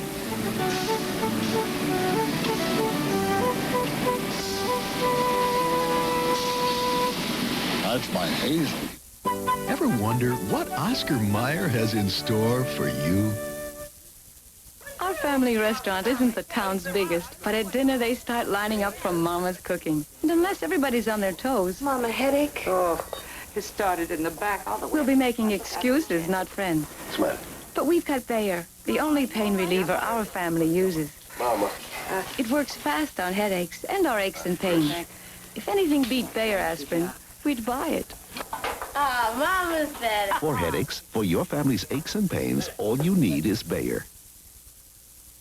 From the Redstone rocket that opened the space age to the mighty Saturn that lifted man to the moon, CBS News was there. As we are now on the threshold of America's newest and boldest space venture. CBS News, then and now, the leader. Tomorrow, an NBA playoff doubleheader. Regional action starts as Milwaukee faces Philadelphia. Chicago meets Boston, then Houston and Los Angeles, Kansas City and Portland. Be here tomorrow, 1 Eastern, for your games on CBS Sport.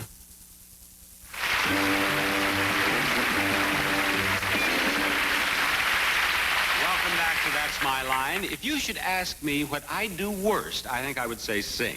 I do not sing well. I was singing once, and 14 people walked out, and I was in my shower at the time.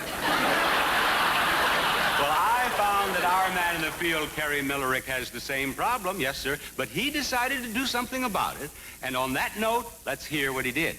Hit it, Kerry. Singing in the rain, just singing in the rain. Everybody loves to sing in the shower. It's safe and it's warm and everybody loves it. The problem is that if I have to sing any place but the shower, I either chicken out because I'm too embarrassed or somebody asks me to shut up. That's why I couldn't wait to enroll in a singing class aimed at people just like me. It's taught in New York City through an organization called the Learning Annex. There are no formal lectures or written tests, but you've got to at least try to keep good notes. Good, louder, louder.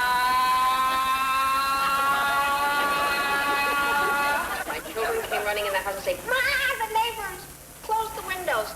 But I'm going to show them. Good.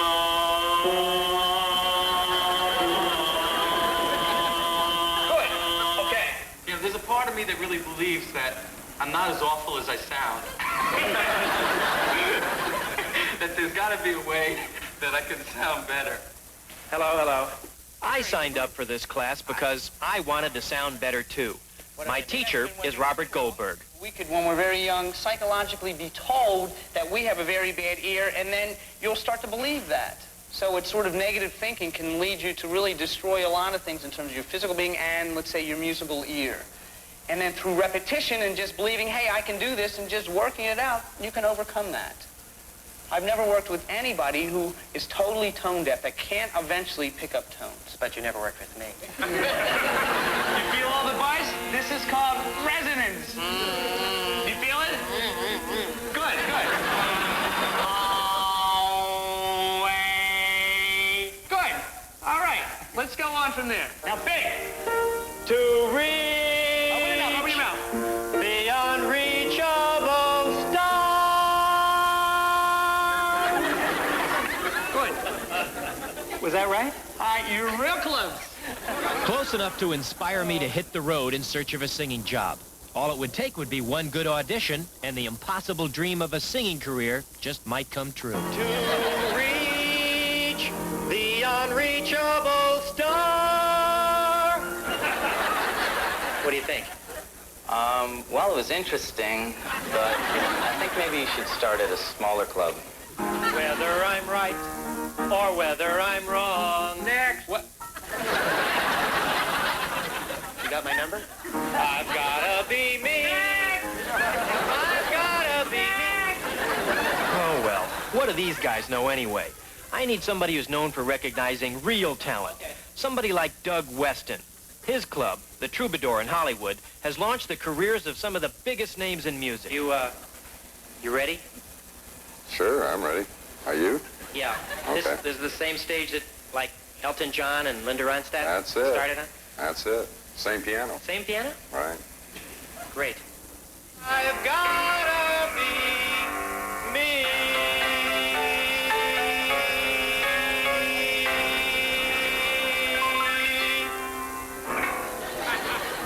What do you think?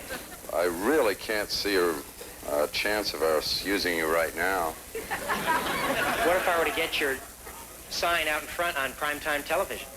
Well, as a special added attraction here at the Troubadour this evening, I'm sure you will enjoy the debut performance of Kerry Millerick. Let's have a hand for Kerry.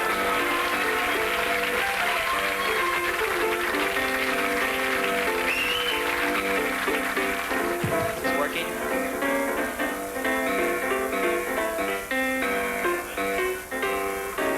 I get no kick from champagne. Mere alcohol doesn't thrill me at all. So tell me, why should it be true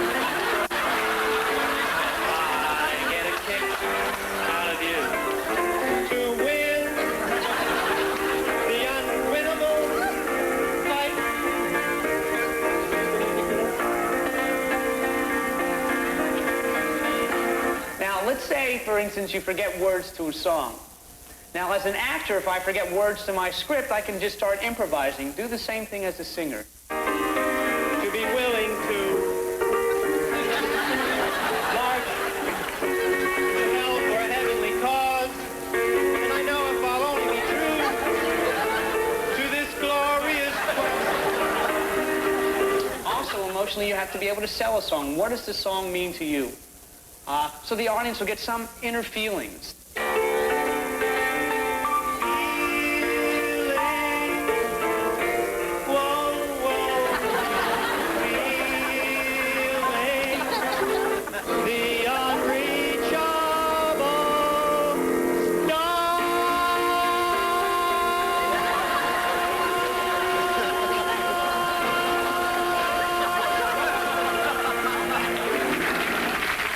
Figure out if the audience was applauding the way I finished that song or just the fact I was finished. I had to ask. Well, what'd you think of my singing? I like the piano player.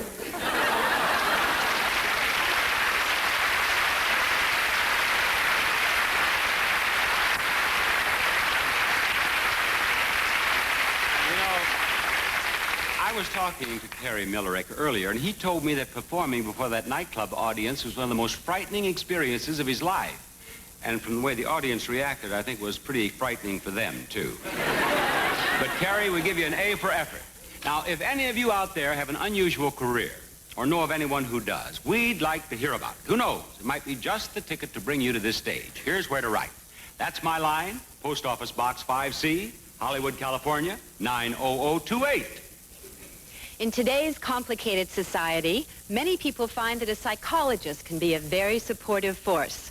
Well, you're about to meet a hospital psychologist who works primarily in the children's surgical ward. Cedars-Sinai Medical Center in Los Angeles is one of the finest hospitals for the treatment of children, some of whom are gravely ill.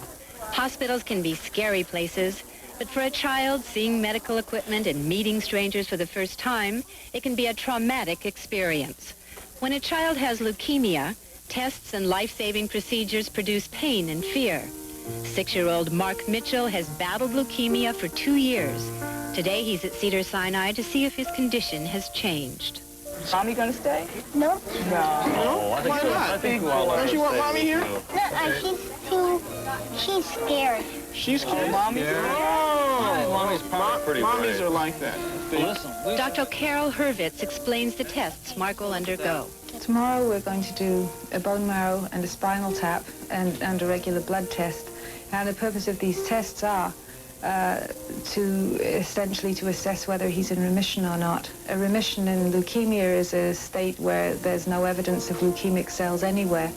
During his tests, Mark will have to remain completely still.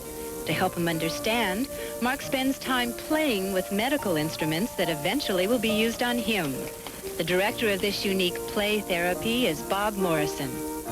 My job, a good part of it, to prepare a child like Mark, psychologically, emotionally, for the kinds of things that are going to happen to his body while he's in the hospital. Okay, I get to be very, very careful because we're going to use a real needle. Okay. And you know how sharp that is? Yeah. Okay.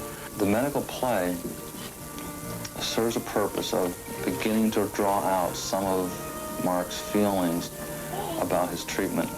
Mark was most interested in working with the syringes with the needle on them. Knowing Mark, that's not surprising. A lot of his treatment revolves around needles, the fear of needles. Mark is probably stuck more in 6 months than most of us are in a lifetime. Give me a Band-Aid. Oh, gosh. And the operation comes. Mark's mother, Marie, is grateful that her son can benefit from the compassion and experience of Bob Morrison. I think play therapy is the greatest. I think it's very, very important, and it's helped both of us overcome a lot. When Dr. Hurwitz is getting ready to give you an IV in your hand, does it scare you? No. Not at all? Are you? It doesn't feel very good, though, does it? It feels good. It makes you healthy. It makes you healthy. But does it hurt at all? No. But for baby, yeah. During the tests, Bob and Mark go through this emotional experience as a team. Are you okay?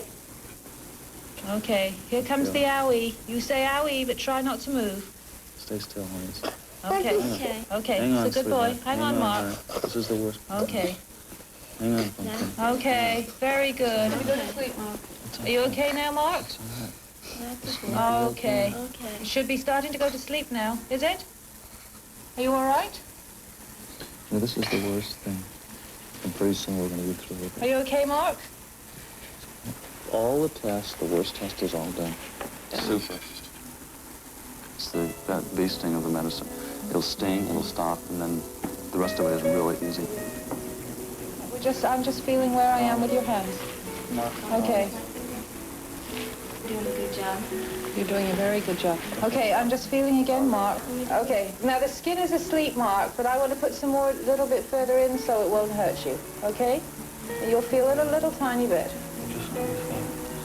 Okay. Okay, just hold still. There's a good fellow.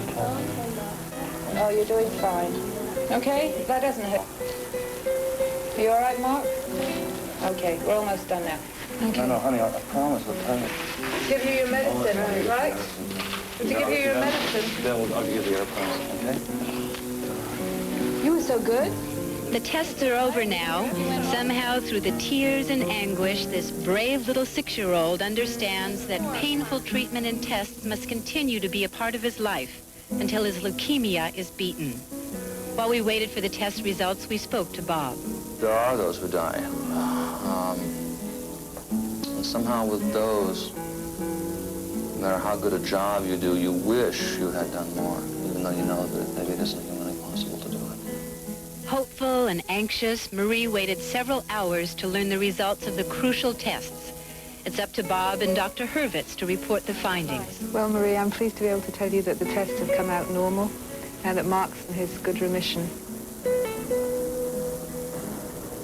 One of the most wonderful feelings in the world is watching a child who is hurting and very, very sick smile at you through the pain, and through that tell you that you've done something that's worthwhile.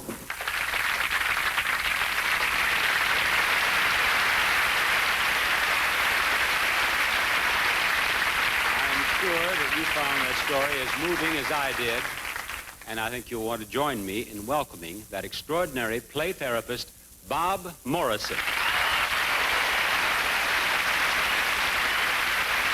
Bob, welcome to That's My Line. I must say that yours must be a very difficult job. I'm a lucky person. I do something I really love to do, and hopefully most of the time it makes a difference, especially when a child gets well. How is Mark Mitchell doing? Oh, he's doing wonderfully. In fact, he's here today. You have Mark with you, and we're going to meet him right now. Ladies and gentlemen, Mark Mitchell. Hello, Mark.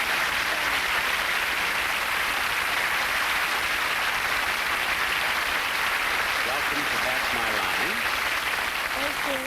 It's our pleasure to have you on our show with us. Now, how old are you, Mark? 6. And you're going to school? Yeah, What grade are you in? 1st grade. And what do you like most about the 1st grade, Mark? PE. The physical education? You like exercise? Then I think you're going to like a gift that we have for you. We talked with your mother, and she said she thought that you would like to have this.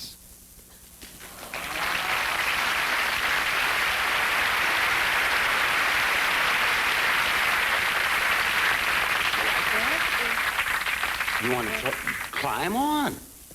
Come on, get up there, Mark. There you go. Mark, thank you for being on our show, and thank you, Bob Morrison. Continued success in your work. Here he goes, the first ride on his new bicycle.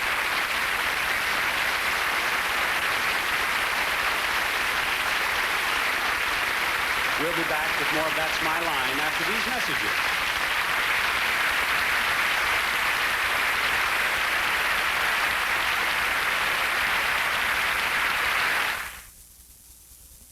Cats have amazing memories, and what they remember best is food. One of their favorite flavors is fish. Cats can pick it out anywhere. The unforgettable fish taste in Fish Ahoy. The only dry cat food made with the real flavors of salmon, cod, and tuna in every box. You may forget that, but your cat won't. And Fish Ahoy is nutritionally complete. Fish Ahoy, the fish-flavored cat dinner for the real fish taste cats never forget. RCA wants you to see the right color. Does your television automatically capture all these deep, rich, rolling shades of green? ColorTrack 1981 can. With RCA's advanced detail processor, ColorTrack separates detail from color, refines it, then locks the right color on track. Even colors only subtle shades apart. ColorTrack 1981. RCA is making television better and better. That's My Line will continue with a cop who will lead you through a real-life hostage incident and a lie detector expert testing some people in our audience. At 2:26 last Monday afternoon, the world was stunned once again. What kind of people are we, they asked. Some answers on 60 Minutes, Sunday on CBS. Peter Cook is the butler. She's the saucy career woman. I didn't lie. You have lied to your butler. You carry the death penalty. They're the two of us. And her charming daughter. Everything is under control. And watch out. It's hilarious comedy on The Two of Us, premiering Monday evening. Oh, come along, madam. Let's make the best of it. This is CBS. Let's see. An Alaskan shrimp cocktail, oysters on the half shell. Well, if you think the appetizers at Red Lobster look good, look what's next. Crab legs. There, as easy as that. Or maybe you're a shrimp fan. Oh, we get lots of those. And there's no sweeter way to end a lobster dinner than, oh, very good choice. Red Lobster for the seafood lover in you. Barnaby Jones premieres Monday at 5 on 2.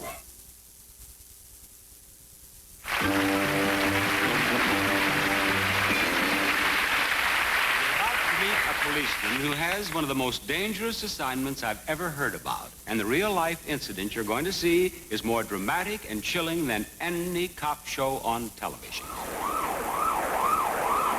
New York City has a yearly average of 30 incidents where innocent victims are taken hostage.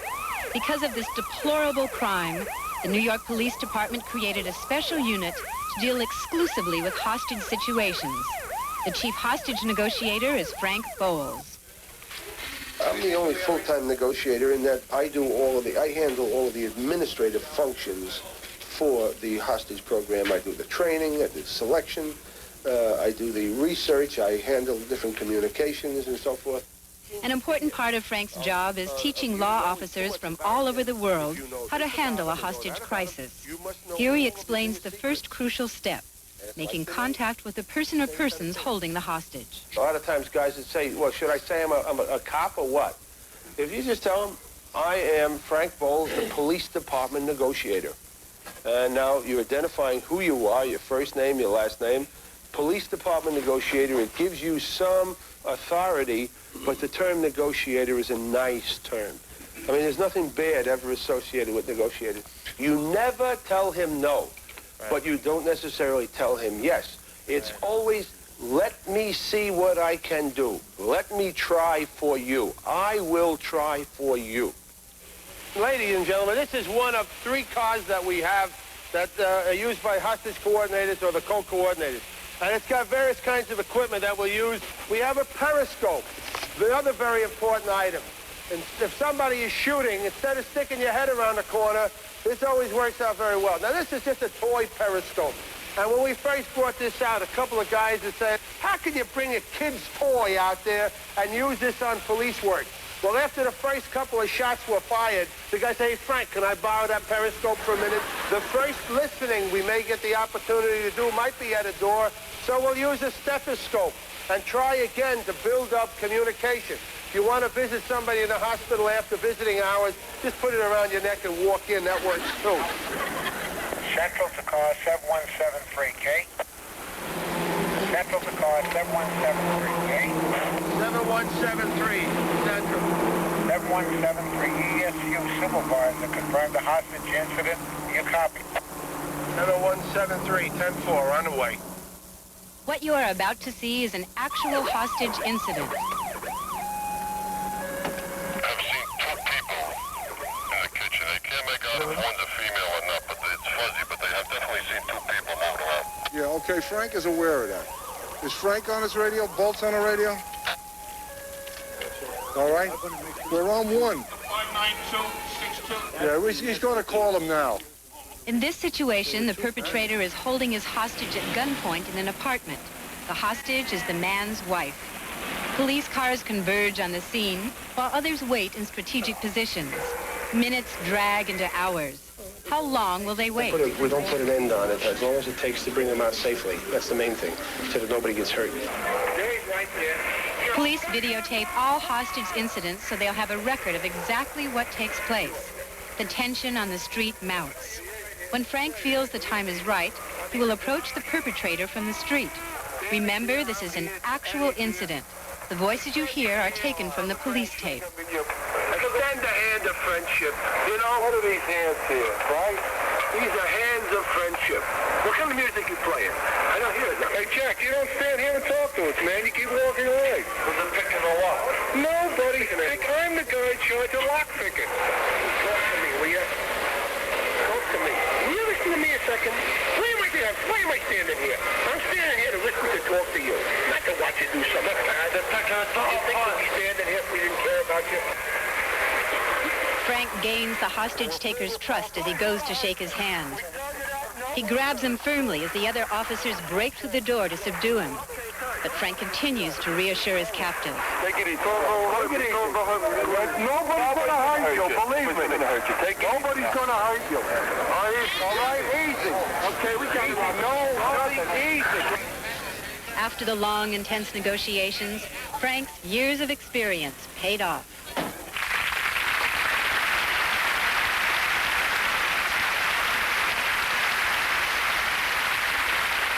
The man we just saw in action, Captain Frank Bolts of the New York Police Department.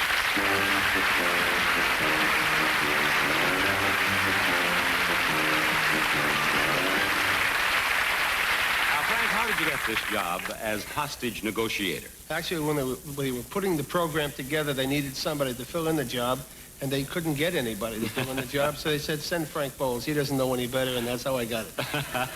And you're still there? Still there. It's been 8 years. How many confrontations have you been involved in? Well, I've personally been involved in almost 200 jobs, and we've brought about the release of over 800 hostages in that 8-year period.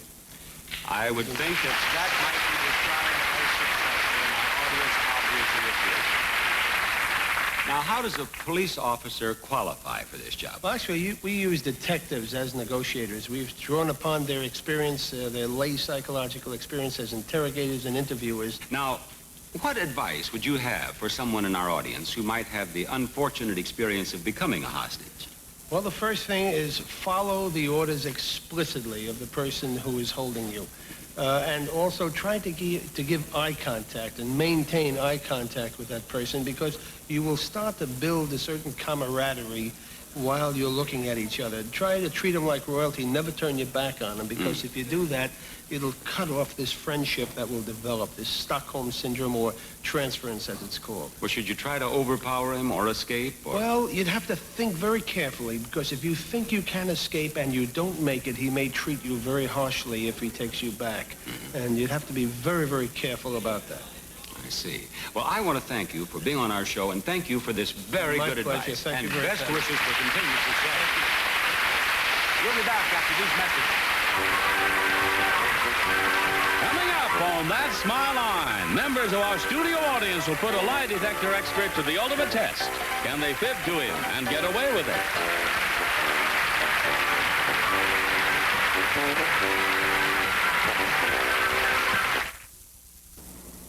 As the damp morning fog creeps through the porthole, a pasty film covers the Dudwicks' mouths. They wake with the worst breath of the day. Morning. Scope? I'll use mine. Yours leaves your breath medicine-y, not minty like Scope. Mine kills germs. Scope kills germs. Come on. Try. Minty fresh. And? Kills germs. Morning. Scope fights bad breath, doesn't give medicine breath. Easter Bunny. Thank you, Easter Bunny. Thank you, Easter Bunny. Thanks, Easter Bunny. Thank you, Easter Bunny. Thanks, Easter Bunny. Kids love M&Ms at Easter. Both the plain and peanut have real milk chocolate and colorful candy shells, so there's no chocolate mess. M&Ms. The milk chocolate melts in your mouth, not in your hand. Thank you, Bunny. Bark, bark. Feeling 7-Up, I'm feeling 7-Up. Sharing styles, sharing smiles, feeling 7-Up.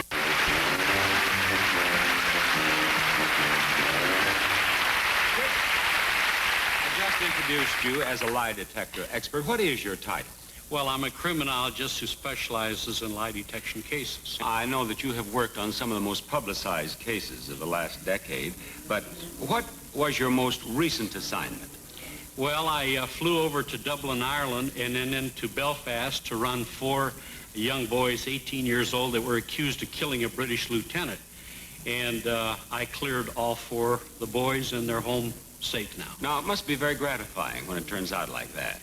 Yes, it is. But I think, you know, one of the most interesting aspects of this is in working with psychiatrists and psychologists. You mean not in the area of crime? No, in the area of determining emotion, what it does to the body, what it does to a family, and what it does to society. Well, now, is that what this machine is useful in? Does this actually measure emotional responses? Yes. Well, the polygraph just does measure emotional responses, but the research we've been doing, which we'll demonstrate today, will be strictly using 1/5 of the polygraph, and that's the GSR galvanometer. Now, when you say that we will demonstrate that on our show tonight, is everything ready here? Are you prepared to do the demonstration? Yes, sir. Everything is ready. All you need are a couple of victims from our studio audience. Is that right?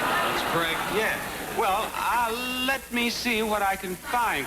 This young man right here, will you come up here just as quickly as you can from the 2nd row? And this young lady in the beige suit, will you come up here from the 3rd row? I'd like to have both of you come up, meet Mr. Gugas here. You, madam, would you have a seat right here, please? There you go. And this young man, would you have a seat right over here, please?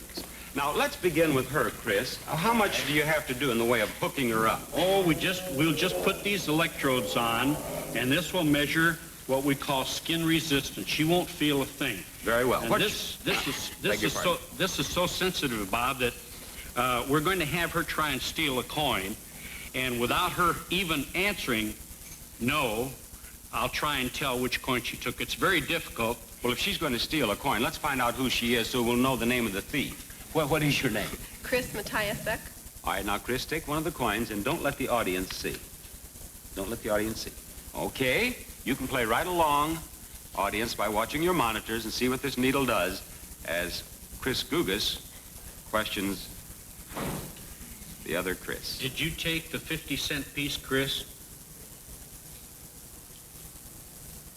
That's right. Don't answer. Did you take the dime? Did you take the quarter?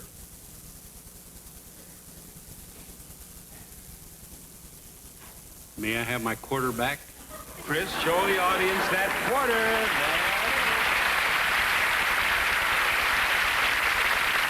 What do you do, Chris? I teach school. Okay. Do the children ever upset you? Oh, yes. That arrow didn't do a thing. They don't upset you much, I guess. Are you married or single? Single. Are you interested in meeting a young man? Yes.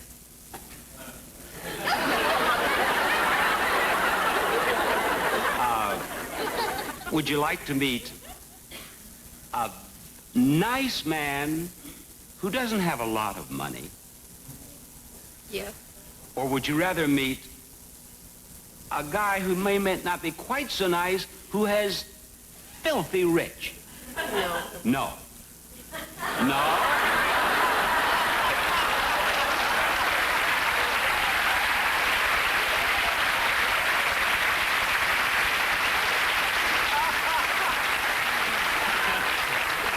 You sweet little liar, you.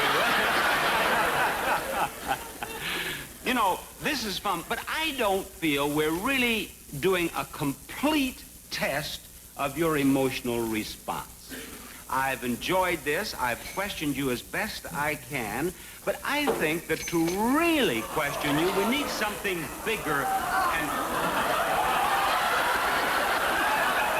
Look at that arrow now. The reason I'm back here is that my arrow is even higher than hers is over there. I think he likes you. No, yes. You can take him away now. We got the response we want. Yes, he's very... You see, he hasn't had lunch, and we want to get him out for dinner right away. Thank you very much, Biscuit. I'll unhook her. Let's see now if the male of the species can conceal his emotions more successfully than the female. As I take this off, I want to have a little chat here with you about a couple of fellas I know, one of whom's doing very well. He's a very successful producer, and maybe you could meet him after the show, okay? I'm going to step over here and find out who this young man is. What's your name? Jim White. And Jim, what do you do? I'm a manufacturer's representative. Yes, and as a manufacturer's representative, you call on people regularly? Yes, I do. Now, Jim, are you married or single? I'm married. Okay. Tell me, Jim, how long have you been married? 16 years. Think back 16 years now, Jim.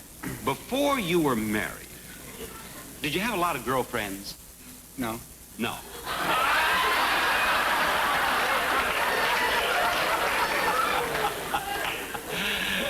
Your wife has my sympathy. When you did decide to marry the lovely girl you married, was there at least one girl who was broken-hearted? At least one. Don't kid me. No one cared. Look at that. Look at that, Neil. Do you have children? Yes, I do. Do your children ever upset you? Yes. Do they? Who's the boss in your house, you or your wife? I am.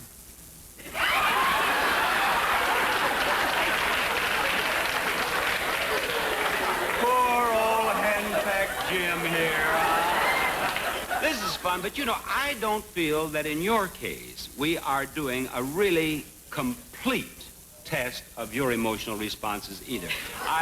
You saw that tiger and how that got a response from my friend Chris over here, didn't you, Jim? Yes. Well, I'd like to have you meet Cheryl. Cheryl, this is Jim.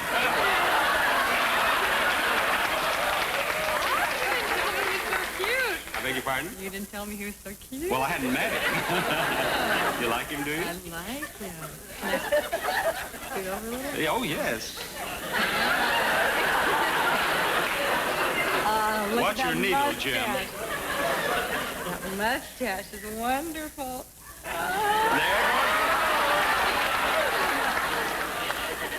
Is your hair as soft as your mustache?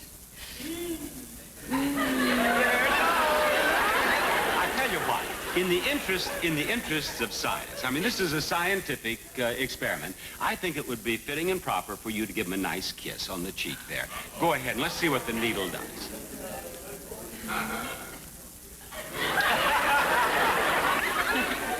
You know, it's strange. He'd rather have her play with his mustache, wouldn't he? Thank you, Cheryl. Thank you very much. My pleasure. Yes. Jim, thank you. Thank you. Thank you very much. Chris, thank you.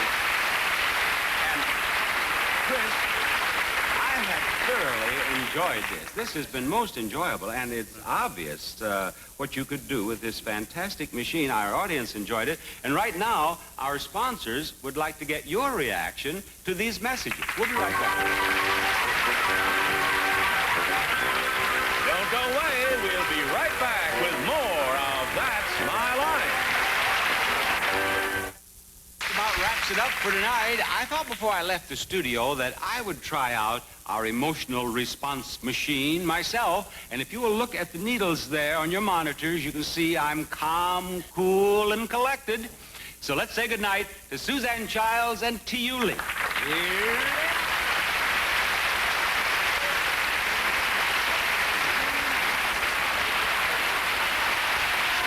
I'm still calm and cool, but I'm very, very happy, too. See you next week. Good night, everybody.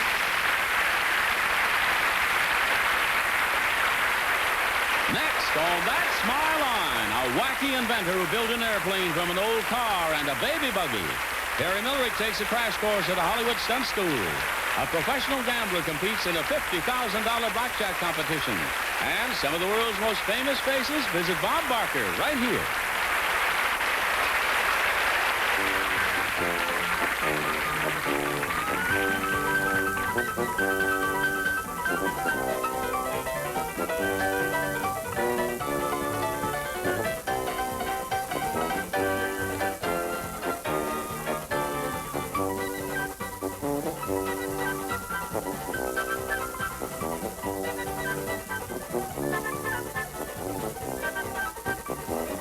Next weekend, be sure you're here for CBS Sports live coverage of the Masters, one of America's premier sports events. Now stay tuned as Riker takes his life in his hands when he infiltrates a prison full of inmates with scores to settle with him. On Riker, next.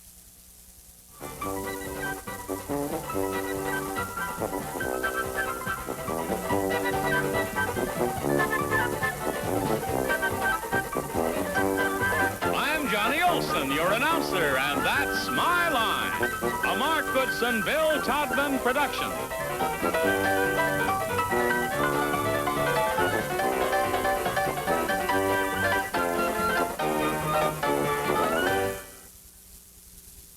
Sunday. You want to hire you? Will Ann and Nick land a $500,000 account? A full hour, one day at a time. Sunday.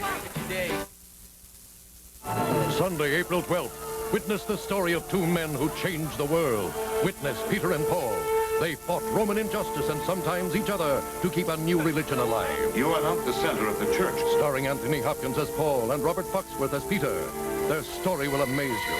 Their passions will move you. Their pain will touch you. Their courage will inspire you. Kept the faith. A CBS holiday special, Sunday, April 12th. Witness Peter and Paul. A dinghy? You expect me to set off in a dinghy? Don't know a bloody thing about dinghies. Or any other kind of a boat, it would seem. You should have taken a boating safety course, Captain Blythe, and you would not be in this unfortunate circumstance. But surely, Mr. It's inexcusable. A so-called man of the sea, such as yourself. Very well, then. It will be men against the sea. Before taking command of your ship, find out about boating safety courses from your local Coast Guard auxiliary. This is Captain Kangaroo. The world is slowly closing in for thousands of youngsters who are losing their sight because of retinitis pigmentosa. The Retinitis Pigmentosa Foundation is dedicated to finding a cure and treatment for this disease. Children have so much to see. They deserve a chance to see it all. This is CBS. WABC. Hey, this year the Yankees are on 77 radio. WABC. Like in what? Another big contract? That's W, as in Winfield. A, as in the Big Apple. B, as in Yogi. C, as in holy cow. WABC. They better play better than they sing. This is Masada. Masada, we're a pitifully small...